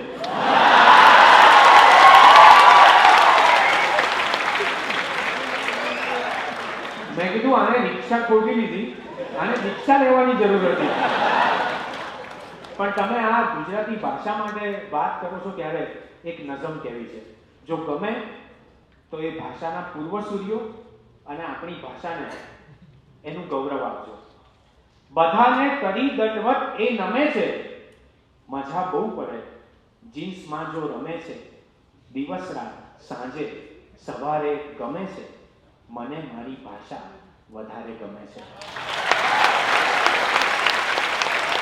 બધાને કરી દંડવત એ નમે છે, મજા બહુ પડે જીન્સમાં જો રમે છે. દિવસ રાત સાંજે સવારે ગમે છે, મને મારી ભાષા વધારે ગમે છે. અનુવાદ, સર્જન, અનુસર્જનો પણ કેટલું બધું છે આ ભાષામાં. અનુવાદ, સર્જન, અનુસર્જનો પણ મમત કોઈ પર નહીં ને મમતાનું સપણ. જીવન એક એના સહારે ગમે છે, જમું એને હું ને મને એ જમે છે. મને મારી ભાષા વધારે ગમે છે. રડું તોય આવીને છાનોય રાખે, રહે કાને જીભે અને હોય આંખે. રડું તોય આવીને છાનોય રાખે, રહે કાને જીભે અને હોય આંખે. મનોબળના મક્કમ ઈશારે ગમે છે, તરી ગઈ જે પેઢી હજુ ધમધમે છે. મને મારી ભાષા વધારે ગમે છે. બળુકી, નિખાલસ, સહજ, ઔપચારિક. તમે જુઓ આ ભાષાના ગુણો છે. આવા માણસોના પણ ગુણો હોય છે. કેટલાક લોકો મળે ને એટલે પહેલા તાળી માંગે પોતાની વાતની. એવા લોકો મળે ને એની પહેલા જ 25-30 તાળીઓ આપી દઈએ એવું મન થાય કે પછી આગળ વાત થાય. કેટલાક લોકો તમે જોજો આખા કાર્યક્રમમાં અદબ જ રાખીને નક્કી કરીને આવ્યો કે આજે ગમે તે થાય દાદ નથી જ આપતી, તો આપણે જોઈતી નથી. આપણી અદબ રાખે છે એ કેટલી મોટી વાત છે. પોઝિટિવ લેવું જોઈએ. અને કેટલાક લોકો તમે કેટલું ઓડિયન્સનું જોઈ લે. મેં માર્ક કર્યું છે આટલા અનુભવ પછી. અનુભવ તો છે ને આપણે ગુજરાતીઓ બહુ વિવેકવાળા છીએ એટલે કે, બાકી ઉલ્લુ જ બનાવતા હોય છે લોકો આપણે. એનું ઉપનામ છે અનુભવ. ઓડિયન્સ બે પ્રકારના હોય, એક સમજુ અને બીજું જાણકાર.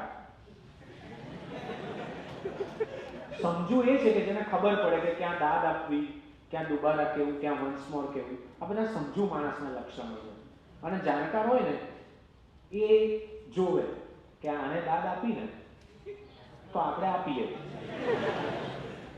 એટલે બે પ્રકારના ઓડિયન્સ હોય છે. ભાષા તમે જોજો, કેટલાક માણસો પગ ઘસડીને ચાલે, એટલી આળસ કરતા હોય. એનું શરીર, એનો ભાર પણ એને ઉચકવો ના ગમે. બે મિત્રો વાત કરતા હતા, એમાં એક મિત્રએ કહ્યું કે તમારા બ્રહ્મચર્યનો રાજ શું? તો કે આળસ, બીજું શું? તો આ ભાષા કેવી છે? બળુકી, નિખાલસ, સદા ઔપચારિક, અનુરૂપ સૌને, સદા પારિવારિક. નકારે ગમે છે, હકારે ગમે છે, વગર એના જીવન સતત આત્મે છે. મને મારી ભાષા વધારે ગમે છે. અને આ નઝમનો અને મારો આ છેલ્લો બંધ. ન ખપશે કદાપી તમાશા ખુલાસા, ન ખપશે કદાપી તમાશા ખુલાસા, જન્મથી મરણ સુધી જીવે છે ભાષા. પરમ પ્રેમના ચિત્રકારે ગમે છે, વિધાતા અને માતા પછીના ક્રમે છે. મને મારી ભાષા વધારે ગમે છે.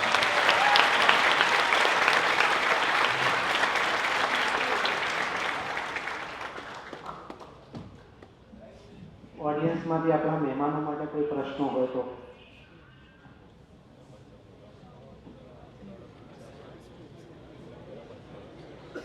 એટલે બધું અહીંયાથી બોલ્યા સમજાય તો ખરું ને? પ્રશ્નો નથી એટલે જ મારે પૂછવું.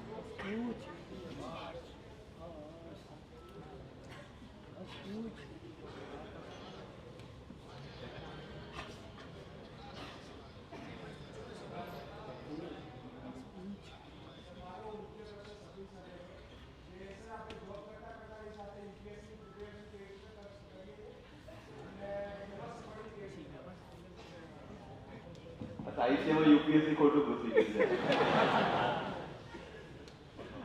જોબ કરતા કરતા સી કન્ડિશન્સ બધાની અલગ અલગ હોય, સિચ્યુએશન્સ અલગ અલગ હોય. ઘણા લોકો એવા હોય કે જે કોલેજ પછી અફોર્ડ કરી શકતા હોય થોડું ફર્ધર સ્ટડીઝ. ઘણાની ફાઇનાન્શિયલ કન્ડિશન એવી હોય કે સેલ્ફ ડિપેન્ડન્ટ થવું પ્રાયોરિટી હોય છે. એટલે આઈ ડોન્ટ થિંક કે કોઈ પણ વસ્તુ કરતા કરતા એની સાથે યુપીએસસી કરવું ઇઝ અ ગુડ ઓપ્શન. એટલે આઈ વુડ સજેસ્ટ કે તમે કાં તો પહેલાં જોબ કરીને તમારું ફાઇનાન્શિયલ ઇન્ડિપેન્ડન્સ છે એ સિક્યોર કરી અને પછી તમે પરીક્ષાની તૈયારી કરો. સાથે સાથે તમે શરૂઆત કરી શકો છો. જ્યારે તમને લાગે કે તમારી આવક સ્ટેબલ થઈ ગઈ છે, તમે જેટલું જોઈતું હતું એટલું ભેગું કરી લીધું છે અને પ્રિપેરેશન તમારી પાટા પર આવી ગઈ છે, તો હું એવું સજેસ્ટ કરીશ કે જોબ સ્ટોપ કરી 1 વર્ષ ડેડિકેટેડ તૈયારી કરી, એક્ઝામ આપી અને પછી જો તમને લાગે કે 1-2 એટેમ્પમાં નથી થયું તો અગેન તમે તમારી જોબ સાથે રિવિઝન કરી શકો છો. પણ પ્રિપેરેશન જે છે ઘણા લોકો કોલેજની સાથે પણ કરતા હોય છે. એમાં પણ મારે એટલું જ કહેવું છે કે તમારી તૈયારીના કારણે તમારી કોલેજને કોમ્પ્રોમાઇઝ ના કરતા અને કોલેજના કારણે તૈયારીને કોમ્પ્રોમાઇઝ ના કરતા. એટલે ગ્રેજ્યુએશન જે છે તમારું બેકબોન છે. એના સિવાયનો જે સમય બચે છે એ સમયમાં જો તમે તૈયારી કરી શકતા હો that is well and good.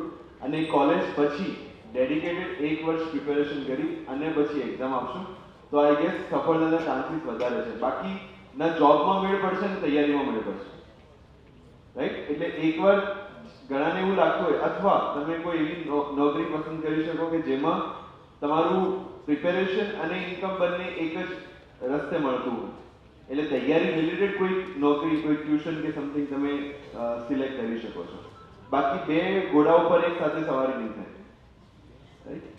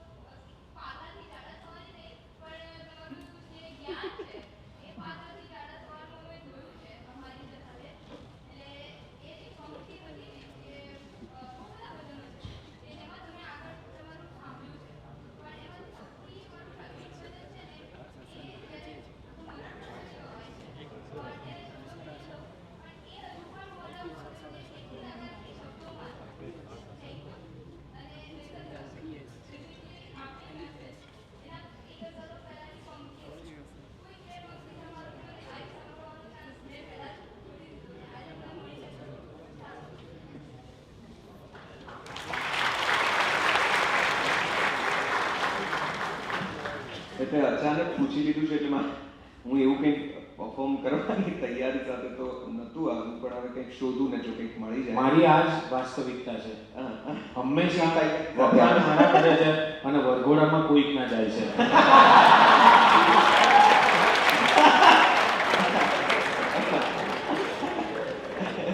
હવે ખબર પડી હું કવિ કેમ થયો છું.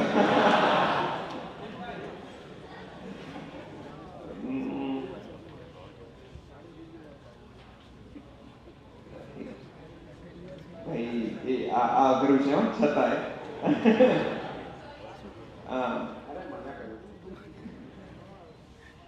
બીજા કોઈને સવાલ પૂછી લો ત્યાં સુધી હું શોધી કાઢું. ભાઈ એવું કરીએ આપણે.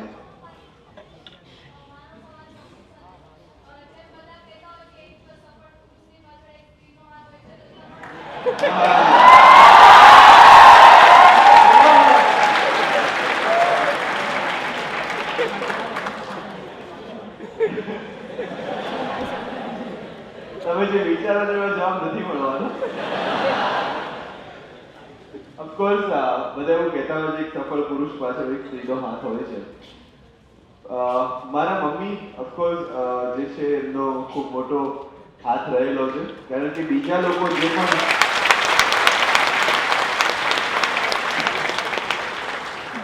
મને પ્રશ્ન પૂછવા પહેલા પણ તૈયારી થોડી વધારે કરવી પડતી હોય છે, કારણ કે તમને જે જવાબ જોઈશે એ મળશે નહીં. એટલે યસ, દરેક વ્યક્તિના જીવનમાં એવી ઘણી બધી સ્ત્રીઓ હોય છે જે ખૂબ ભૂમિકા ભજવતી હોય છે, સફળતા નિષ્ફળતા બધામાં. ખાસ એટલે કરીને સાહેબ એવું કહે છે કે દરેક સફળની પાછળ એક જ સ્ત્રીનો હાથ નથી હોતો.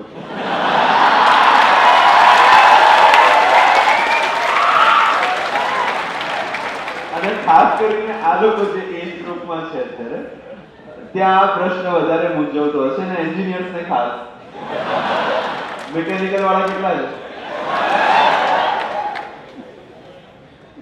તમારું કઈ નથી થવાનું.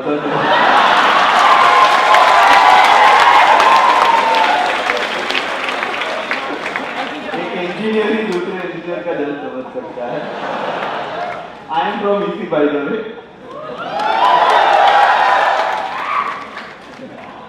સૌથી વધારે દર્દ આ વ્યક્તિને હતું જેને અત્યારે છે. જી નિશ્ચિત સર.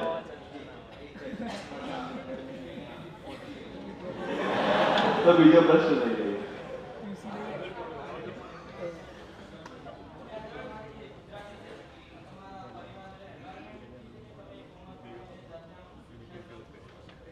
જર્નલિઝમમાં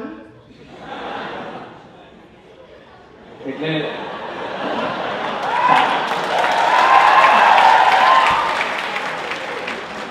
તમે મારા મૌનને સાંભળો છો, મને બહુ આનંદ થાય છે, પણ તમે પ્રશ્ન પૂછ્યો કે ધમકી આપી. હું છે ને તો મારા 7 પેઢીમાંથી કોઈ સર્જક હતું નહીં, અને હું મારા જીવતે જીવત જ કહી દઉં છું કે હવે પછી થશે પણ નહીં. પણ હું બેઝિકલી કોમર્સનો વિદ્યાર્થી છું અને આર્ટ્સ સાથે મારો કોઈ નાતો પનારો નહીં. પણ જેને તમે જોજો, પૂજારી હોય ને એની આંખમાં તમે ક્યારે આંસુ નહીં જુઓ. બહુ નજીક હોઈએ ને ત્યારે ઘણીવાર આપણે એ વ્યક્તિનું મૂલ્ય ચૂકી જતા હોઈએ છીએ. અને રામનવમી કે આઠમ હોય અને મંદિરમાં ભીડની વચ્ચે આપણે મૂર્તિના દર્શન કરીએ અને એમાંથી જે વિરહ કે મિલન ટપકે એ વાત બહુ જુદી હોય છે. મારું ભાષા સાથેનું અનુસંધાન આ વારે તહેવારે મંદિરમાં જતા એક ભક્ત જેવું છે. મારે આ ભાષાને શીખવી નથી પડી, પણ આ ભાષાએ મને આપોઆપ શીખવાડ્યું છે. આમ તો આ સ્ટ્રગલ ગાથા મેં યુટ્યુબ પર બહુ જ બધી વાર અલગ અલગ રીતે હું બોલ્યો છું. મારે એટલું જ કહેવું છે કે તમે મને જે સાંભળો છો એ મારા પૂર્વસૂરીઓ સાથે મને મળેલું અનુસંધાન છે અને એના માટે મેં ખૂબ મહેનત કરી છે. ખલીલ સાહેબનો એક શેર છે કે સબકો હમારા रहन सहन और खाना पीना दिखता है, हमने अपने कच्चे पक्के सपने बेचे. उसका क्या વાહ क्या बात કहा ફરમાઈશ પર આમ તો એક આવી છે સંભળાવું પછી આગળ વધી મહેફિલમાં અત્યારે મહેફિલ વિથ નેક્સ્ટ કરીને જલસો પર આ કાર્યક્રમ પોડકાસ્ટમાં આવે છે ને જલસો પર તમે સાંભળી શકો છો એમાંનો એક આ કંઈક છે અંકિતભાઈ એનું શીર્ષક છે મફતમાં મળતી સલાહ અને સમય મફતમાં મળતી સલાહ અને ઉધારમાં લીધેલી સમજદારી આપણી દુર્દશાનો અરીસો છે શીશીમાં સરતી રેતી સમય બતાવે છે પણ કાંડા પર પહેરેલી ઘડિયાળ આપણો સમય બતાવે છે અને એ ઘડિયાળ જણાવતી હોય છે કે આ હાથ ક્યાં ક્યાંથી પસાર થયો છે અને આ કાંડામાં કેટલું પાણી છે કલાકનો કાંટો કહેતો હોય છે કે તમે કયા રસ્તે અને કયા વળાંકે કોની કેટલી રાહ જોઈ છે અને કયા વાહનમાં તમને જગ્યા મળી છે કે નહીં અને મળી છે તો કેટલી મિનિટના કાંટે કાંટે મોડા કે વહેલા પહોંચવાની ઉતાવળ ઉચાટ ઉદ્વેગ ઉત્સાહ ઉમંગ કે ઉન્માદની કહાણી હોય છે સેકન્ડનો સતત ચાલતો કાંટો કહેતો હોય છે કે તમે ગતિમાં છો કે સ્થિર મુકામ પર છો કે મંઝિલ પર ઉંબરે છો કે ઉતારે સમય કમબખતી પણ છે અને સહુલિયત પણ સમય સગવડ પણ છે અને અગવડ પણ સમયની પરત ખોલવાનું આપણું ગજુ નથી સમયની પરત ખુલતી પણ નથી અને ખુલે તો પણ એમાંથી સમય જ નીકળે છે સમય વર્તમાનનું સંતાન છે અને ભવિષ્યનો ઇતિહાસ સમય અતીતનો વારસો છે અને સમય વાર્તાનો રસપ્રદ મોડ સમય કબૂતરનું પિંજરામાં હોવું એ જો પારધીનો સમય હોય તો રાખોડી કબૂતરનું બાજુના સ્ટ્રીટ લાઇટના થાંભલેથી ઉડવું એ સમયની પાંખો છે ઉડાન અને આસમાન વચ્ચે લેવા પડતા હવાની હલેસીના ગતિમાં ક્યાંક હોય છે તમારી સફળતાનો સમય અને પ્રમાણ બંને પાંખ ફેલાવવાની ઈચ્છા અને પાંખ ફેલાવવા માટે મળતી જગ્યા વચ્ચેના ઘર્ષણને દુર્દશા કહે છે અંધારા અજવાળાની વચ્ચેની દુર્દશા જેવા સમયમાં મરી સાહેબની કદાચ આ પંક્તિઓથી મોટું આશ્વાસન બીજું કોઈ નથી કે બસ દુર્દશાનો એટલો આભાર હોય છે જેને મળવું એ મુજથી સમજદાર હોય છે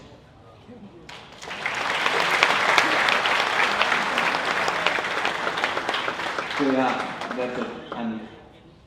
હવે સતીન સાહેબ માટે એક અંતિમ પ્રશ્ન છે પછી આપણે આપણી આજની વાત પૂરી કરીએ કે મોટાભાગે બધા એન્જિનિયરિંગના વિદ્યાર્થીઓ બેઠા છે આ વિદ્યાર્થીઓને સાહિત્ય સાથે જોડાય તો શું ફાયદો થઈ શકે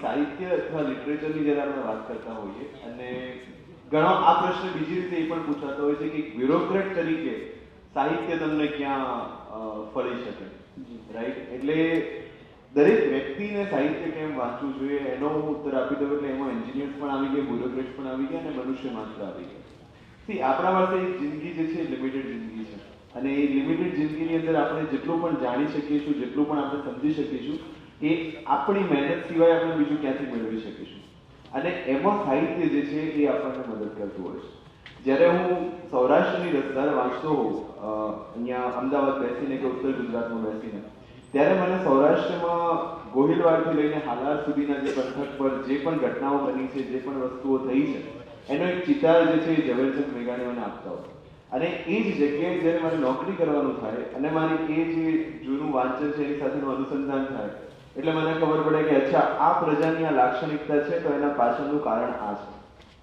અથવા અહીંયા આવું છે તો એના પાછળનું રીઝન આ છે આ મહેલ છે તો એની સાથે લોકોની જે જોડાયેલી ભાવનાઓ છે આ પ્રકારની છે એટલે જ્યારે એ લોકો સાથે મારે લો એન્ડ ઓર્ડર રિલેટેડ ચર્ચા કરવાની થાય અથવા કંઈ પણ ચર્ચા કરવાની થાય તો મને ખબર છે કે એમની તાસીર અને એમની જે ગુણધર્મો છે કોઈ પણ પ્રજાના કોઈ પણ વિસ્તારના એ ક્યાંથી આવી રહ્યા છે તો આ હું ક્યાંથી શીખી શકું તો જ્યારે હું ઝવેરચંદ મેઘાણીને વાંચીને બેઠો તો મને સમજવામાં આવી એવી જ રીતે એક બીજો કન્સેપ્ટ છે ઇમોશનલ ક્વોશન્ટ આપણે આઈક્યુની વાત કરીએ છીએ પણ ઇક્યુની વાત નથી કરતા કોઈ પણ બીજો વ્યક્તિ શું ફીલ કરે છે અથવા તો એને કેવું લાગશે એ સમજવા માટે તમને સાહિત્ય જે છે સૌથી વધારે મદદરૂપ થતું હોય છે એટલે જ્યારે આપણે નવલકથાઓ વાંચી હોય કવિતાઓ વાંચી હોય ચરિત્ર નિબંધો વાંચ્યા હોય નિબંધો વાંચ્યા હોય ત્યારે આપણને એ વસ્તુ જે છે એ આપણને આપણી વાસ્તવિકતાથી અને અન્યની વાસ્તવિકતાથી નજીક લાવીને મૂકતો હોય છે જેથી કરીને બીજા વ્યક્તિના પગરખામાં પગ મૂકીને આપણે સમજી શકીએ કે એ જે પૃષ્ઠભૂમિમાંથી આવ્યો છે અથવા તો એ જ્યાં ઊભો છે એના પાછળનું કારણ શું છે અને હું એને જે કહેવાનો છું એનાથી એને કેવું ફીલ થવાનું છે, જેથી કરીને આપણી વચ્ચેના જે આંતર સંબંધો છે એ ખૂબ સારી રીતે વિકસિત થઈ શકે.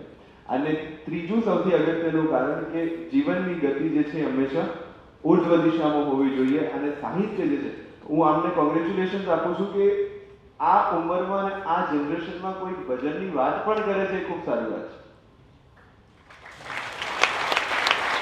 બિકોઝ આપણે, મેં કીધું એમ કે જે આંધળું અનુકરણ છે અથવા તો હિપહોપ કલ્ચર તરફની જે દોડ છે, આપણને હની સિંહ ને બાદશાહ જ દેખાય છે, રાઈટ? એના કોન્સર્ટમાં મેં જોયું કેટલી ભીડ હતી. અને જસ્ટ હું મતલબ કોઈ વ્યક્તિગત કમેન્ટ નથી, પણ એમાંથી મેળવીને શું આવે? ગુજરાતી તરીકે આપણો સૌથી મોટો ગુણધર્મ જે છે નફો અને નુકસાનનું ગણિત. અગર હું મારી 1 મિનિટ પણ ત્યાં ઇન્વેસ્ટ કરું છું તો એમાં મને શું ફાયદો થાય? રાઈટ? એની સામે આપણે જો કોઈ ગઝલ સાંભળીને આવીએ, કોઈ સારા કલાકારને સાંભળીને આવીએ, તો એટલીસ્ટ એ જે ઇમોશનલ ક્વોશન્ટ ડેવલપમેન્ટની વાત છે અથવા વસ્તુને સમજવાની વાત છે એ આપણે સમજી શકીએ, રાઈટ? એટલે આજની જનરેશનને મારી બસ આટલી જ વિનંતી છે કે બીજા શું કરે છે એના કરતાં આપણને શું ફાવે છે અથવા આપણને શું ગમે છે એની તરફ જો આપણું પ્રયાણ હશે તો બીજાએ ઓટોમેટિક તમને ગમાડવા પડશે. આમાં હું થોડું કંઈક એડ કરી શકું તમે? મને છે ને આ વાતનો સીધો અનુભવ થયેલો છે, એટલા માટે મારે અંકિતભાઈ જ્યારે બોલતા હોય કે સફીનભાઈ ક્યારે બોલતા હોય ત્યારે મારે આમ પેલો યજ્ઞમાં બેસીને હાથ અડાડવા જેવું જ કર્મ કરવાનું છે. છતાં જલસો એ જે વાત કે છે ને એનું એકદમ તાદ્રશ્ય ઉદાહરણ છે. રેડિયો છોડીને જ્યારે જલસો શરૂ કરવામાં આવ્યો હતો અને ત્યારે મને એમ થયું હતું, જે મેં રેડિયોની વાત કરી, કે મને ગુજરાતીમાં જ બોલવું ગમે છે, મને ગુજરાતી ફાવે છે, મારે કોઈક વાત મારી ભાષામાં મૂકવી છે, મારે કોઈક વિચાર મારી રીતે મૂકવો છે, તો મને આ ફાવે છે ને મારે આ કરવું છે. આટલા જ એક હેતુસર કે આટલી ઈચ્છા બર આવે એટલા માટે રેડિયો છોડ્યો હતો અને પછી ઇન્ટરનેટ રેડિયો શરૂ કર્યો અને પછી અચાનક સરસ રીતે જલસો ઊભું થયું. જલસો જ્યારે શરૂ કર્યું હતું ત્યારે મારી પાસે દરેક જણ એક જ પ્રશ્ન લઈને આવતો હતો કે ગુજરાતી સાંભળે છે કોણ? ગુજરાતી વાંચે છે કોણ? ગુજરાતી કોણ બોલે છે? ગુજરાતી ભાષાના કોન્ટેન્ટમાં કે ગુજરાતી ભાષાના કોઈ પણ વિચારમાં કોઈને ક્યાં રસ જ છે હવે? ત્યારે મારો જવાબ માત્ર આ રહેતો હતો, જે સફીનભાઈએ કીધું કે પણ મને આ જ ફાવે છે, મારે આ જ કરવું છે, મને આ ગમે છે. અને એ અનુભવ કદાચ અંકિતભાઈનો તો કદાચ બહુ બહોળો છે, બહુ મોટો છે, વિશાળ છે. અમે તો એમના એ અમારા પૂર્વસૂરી ગણાય એ રીતે. પણ સીધી વાત આટલું જ છે કે ગુજરાતી સાંભળનાર છે જ, તમે બોલવાનું ચૂકી જાઓ છો. સીધી વાત એ છે કે આપણને અંગ્રેજીમાં બોલવાની બહુ જ લાલસા થઈ આવે છે. અને આપણે તો કેટલું બધું ખરાબ અંગ્રેજી બોલીએ છીએ, જે રીતે હમણાં તહાએ કીધું, સફીનભાઈએ કીધું, અંકિતભાઈએ કીધું કે આપણી એકેય ભાષામાં પરિવાર નથી ગયો. આપણને સાચું અંગ્રેજી નથી આવડતું અને સાચું ગુજરાતી તો આપણે વર્ષો પહેલા બોલવાનું મૂકી દીધું છે. તમારે માત્ર આટલું જ કરવાનું છે કે તમે જ્યારે તમારી માતૃભાષા માટે મોં ઉગાડો ત્યારે સાચું બોલો, સારું બોલો અને દ્રઢતાથી બોલો. ગુજરાતી બોલવું એ શરમજનક છે કે ગુજરાતી બોલવું એ કદાચ તમને આગળ નહીં લઈ જાય, એ વાત મને લાગે છે કે હવે અનેક વખત સાબિત થઈ ચૂકી છે, અનેક માધ્યમો પર અનેક રીતે આ વાત કહેવાઈ ગઈ છે. એટલે હા, જલસો પણ થયું તો એ વિચાર સાથે જ થયું હતું કે માત્ર ગુજરાતી ભાષા જ અમને ફાવે છે. હું અને મારા જેવા કેટલાક મિત્રો અમે ભેગા થઈને એપ્લિકેશન ક્રિએટ કરી. આજે એને લોકો સુધી પહોંચાડવાના ભાગ સ્વરૂપે અમે યુટ્યુબ પર ને ઇન્સ્ટા પર ને ફેસબુક પર ને જાતના ને ભાતના કાર્યક્રમો કર્યા કરીએ છીએ. તાહા સબીનભાઈ, મને અદ્ભુત રિસ્પોન્સ આવે છે. અમારો સૌથી વધારે સાંભળનાર વર્ગ પેલી રેડિયોની ને વગેરેની ભાષામાં ટીજી જેને કહેવાય છે 18 થી 35 નો છે. અમને એમ હતું કે 45 પછી ના સાંભળશે ને. આજે વાચિકમ જલસોનું, જેમાં ગુજરાતી સાહિત્યની લગભગ 400-450 થી વધારે વાર્તાઓ ડ્રામેટિકલી રીડ કરીને અમે મૂકી છે. કારણ કે અમને વાર્તાઓ વાંચવી ગમતી હતી. કવિતાઓના પાઠ છે, કવિઓના સ્વપાઠ તેમાં છે, કારણ કે અમને મજા પડતી હતી. બીજું કોઈ નહીં તો અમે તો સાંભળીશું ને, અમે તો 4 જણાને સરખી રીતે વાત કરીશું ને. માત્ર ને માત્ર આ વિભાવના હેઠળ જલસો શરૂ થયું છે ને આજે ગુજરાતની નંબર 1 મ્યુઝિક અને પોડકાસ્ટ એપ છે. એપ્લિકેશન અવેલેબલ છે પ્લે સ્ટોર અને એપ સ્ટોર પરથી ડાઉનલોડ કરી લેજો. એટલું માર્કેટિંગ ઇન્ટિગ્રેટ કરી લઉં. પણ વિચાર મૂળભૂત આ જ છે કે મને ફાવે છે. આપણે પીરસનાર કોઈ નથી ને એટલે કદાચ ખાનાર ભૂખ્યો જાય છે. આપણે પીરસવાનું ચૂકી જઈએ છીએ. પણ આપણે કઈ પ્રજા છે ગુજરાતી ડાઇનિંગ હોલમાં જઈને પણ આપણે કહીએ કે ભાઈ આ મેનુ લાવો. અહીંયા મેનુ ના આવે, અહીંયા સીધી થાળી આવે, અહીં વાડકા આવે, અહીંયા તમને પૂછ્યા કે શ્રીખંડ ને ભજીયા ને અથાણું ને કઢી ને દાળ મૂકી જાય. પણ આપણને બોલવામાં બહુ મજા આવે છે કે get me a menu please. અરે અહીં થોડું મેનુ હોય અને ચૂપચાપ શ્રીખંડ ખાવાનો હોય, રસપુરી ખાવાની હોય, ઘેર જવાનું હોય. એટલે આ વિચાર જે સબીનભાઈ કહે છે એ જ છે કે તમે જે માનો છો એ ફોલો કરો. કોક અંગ્રેજીમાં બોલે છે કે તમારે અંગ્રેજી બોલવું જરૂરી નથી. હું તો જે એન્જિનિયરિંગ સ્ટુડન્ટ છે એટલે ભવિષ્યમાં તમે કોઈ કોર્પોરેટમાં જોડાશો અથવા તો ફિલ્ડ બદલી નાખશો, બેમાંથી એક વસ્તુ નક્કી છે. અથવા તો એન્જિનિયરિંગ નહીં કરો. તમે તમારા પ્રેઝન્ટેશનમાં જાઓ, તમારી મીટિંગ્સમાં જાઓ ને એમને કહો કે હું મારી માતૃભાષામાં બોલી શકું. આઈ એમ શ્યોર કે કોક વિરલો બોસ હશે ને એવું કહેશે કે પ્લીઝ ગો અહેડ. અને પછી જુઓ તમને કોઈ નહીં રોકી શકે તમારી પ્રગતિને કે તમારા આગળ વધવાના કોઈ પણ વિચારને. તકલીફ એ થાય છે કે આપણી આગળનું પ્રેઝન્ટેશન અંગ્રેજીમાં થઈ ગયું છે એટલે આપણે નર્વસ થઈ જઈએ છીએ કે હવે મારે અંગ્રેજીમાં કડાકોટ કરવી પડશે અને પછી નથી આપણે ઘરના રહેતા, નથી ઘાટના. એટલે ગુજરાતી બોલવામાં કે લોકો સુધી પહોંચાડવામાં કે લોકોને સંભળાવવા માટે જ્યારે આપણે થોડું વધારે આમ પ્રાણપૂર્વક થોડું વધારે ગૌરવ મહેસૂસ કરીશું ને, મને લાગે છે કે ત્યારે આપણે આ પ્રશ્ન નહીં પૂછવો પડે કે ગુજરાતી ફળે કે નહીં.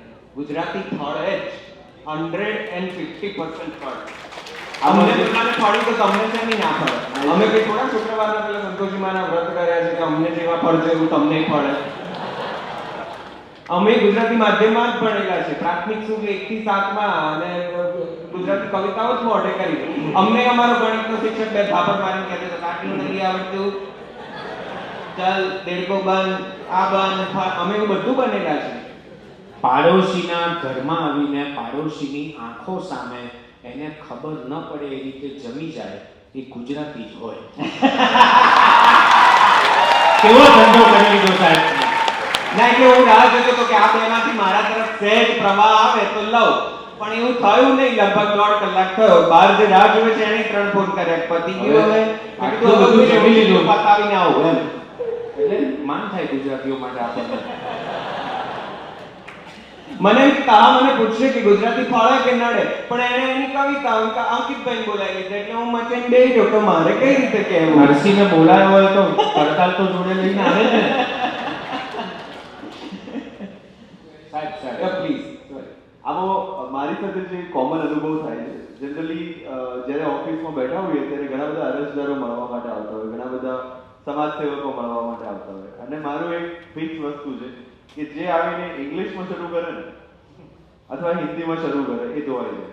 અને કારણ કે એ જેટલી પણ વાત મૂકે હું એનો જવાબ હંમેશા ગુજરાતીમાં આપું. અને પછી 3 વાર 4 વાર બોલ્યા પછી જો એને ખબર નથી પડતી તો હું સામેથી કહું છું કે તમને ગુજરાતી આવડે છે, કારણ કે તમારા ઇંગ્લિશમાં મને ખબર નથી પડતી.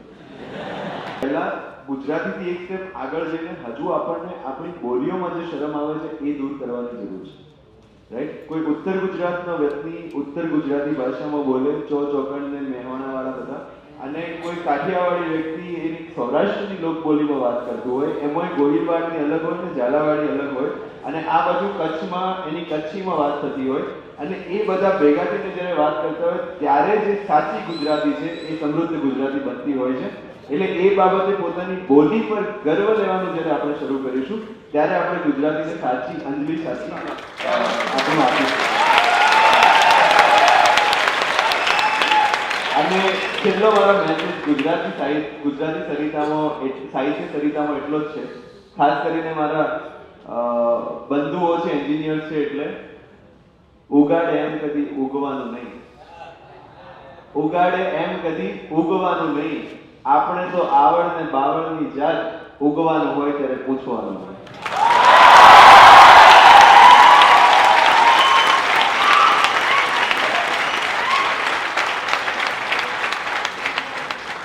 તાળીઓમાં બધું આવી ગયું લાગે, બધા સંતુષ્ટ થઈ ગયા એવું લાગે છે. આપ સૌ મિત્રો આટલો સુંદર રીતે આખો કાર્યક્રમ માણ્યો એ માટે એકવાર તમારા પોતાના માટે તાળીઓ પાડો.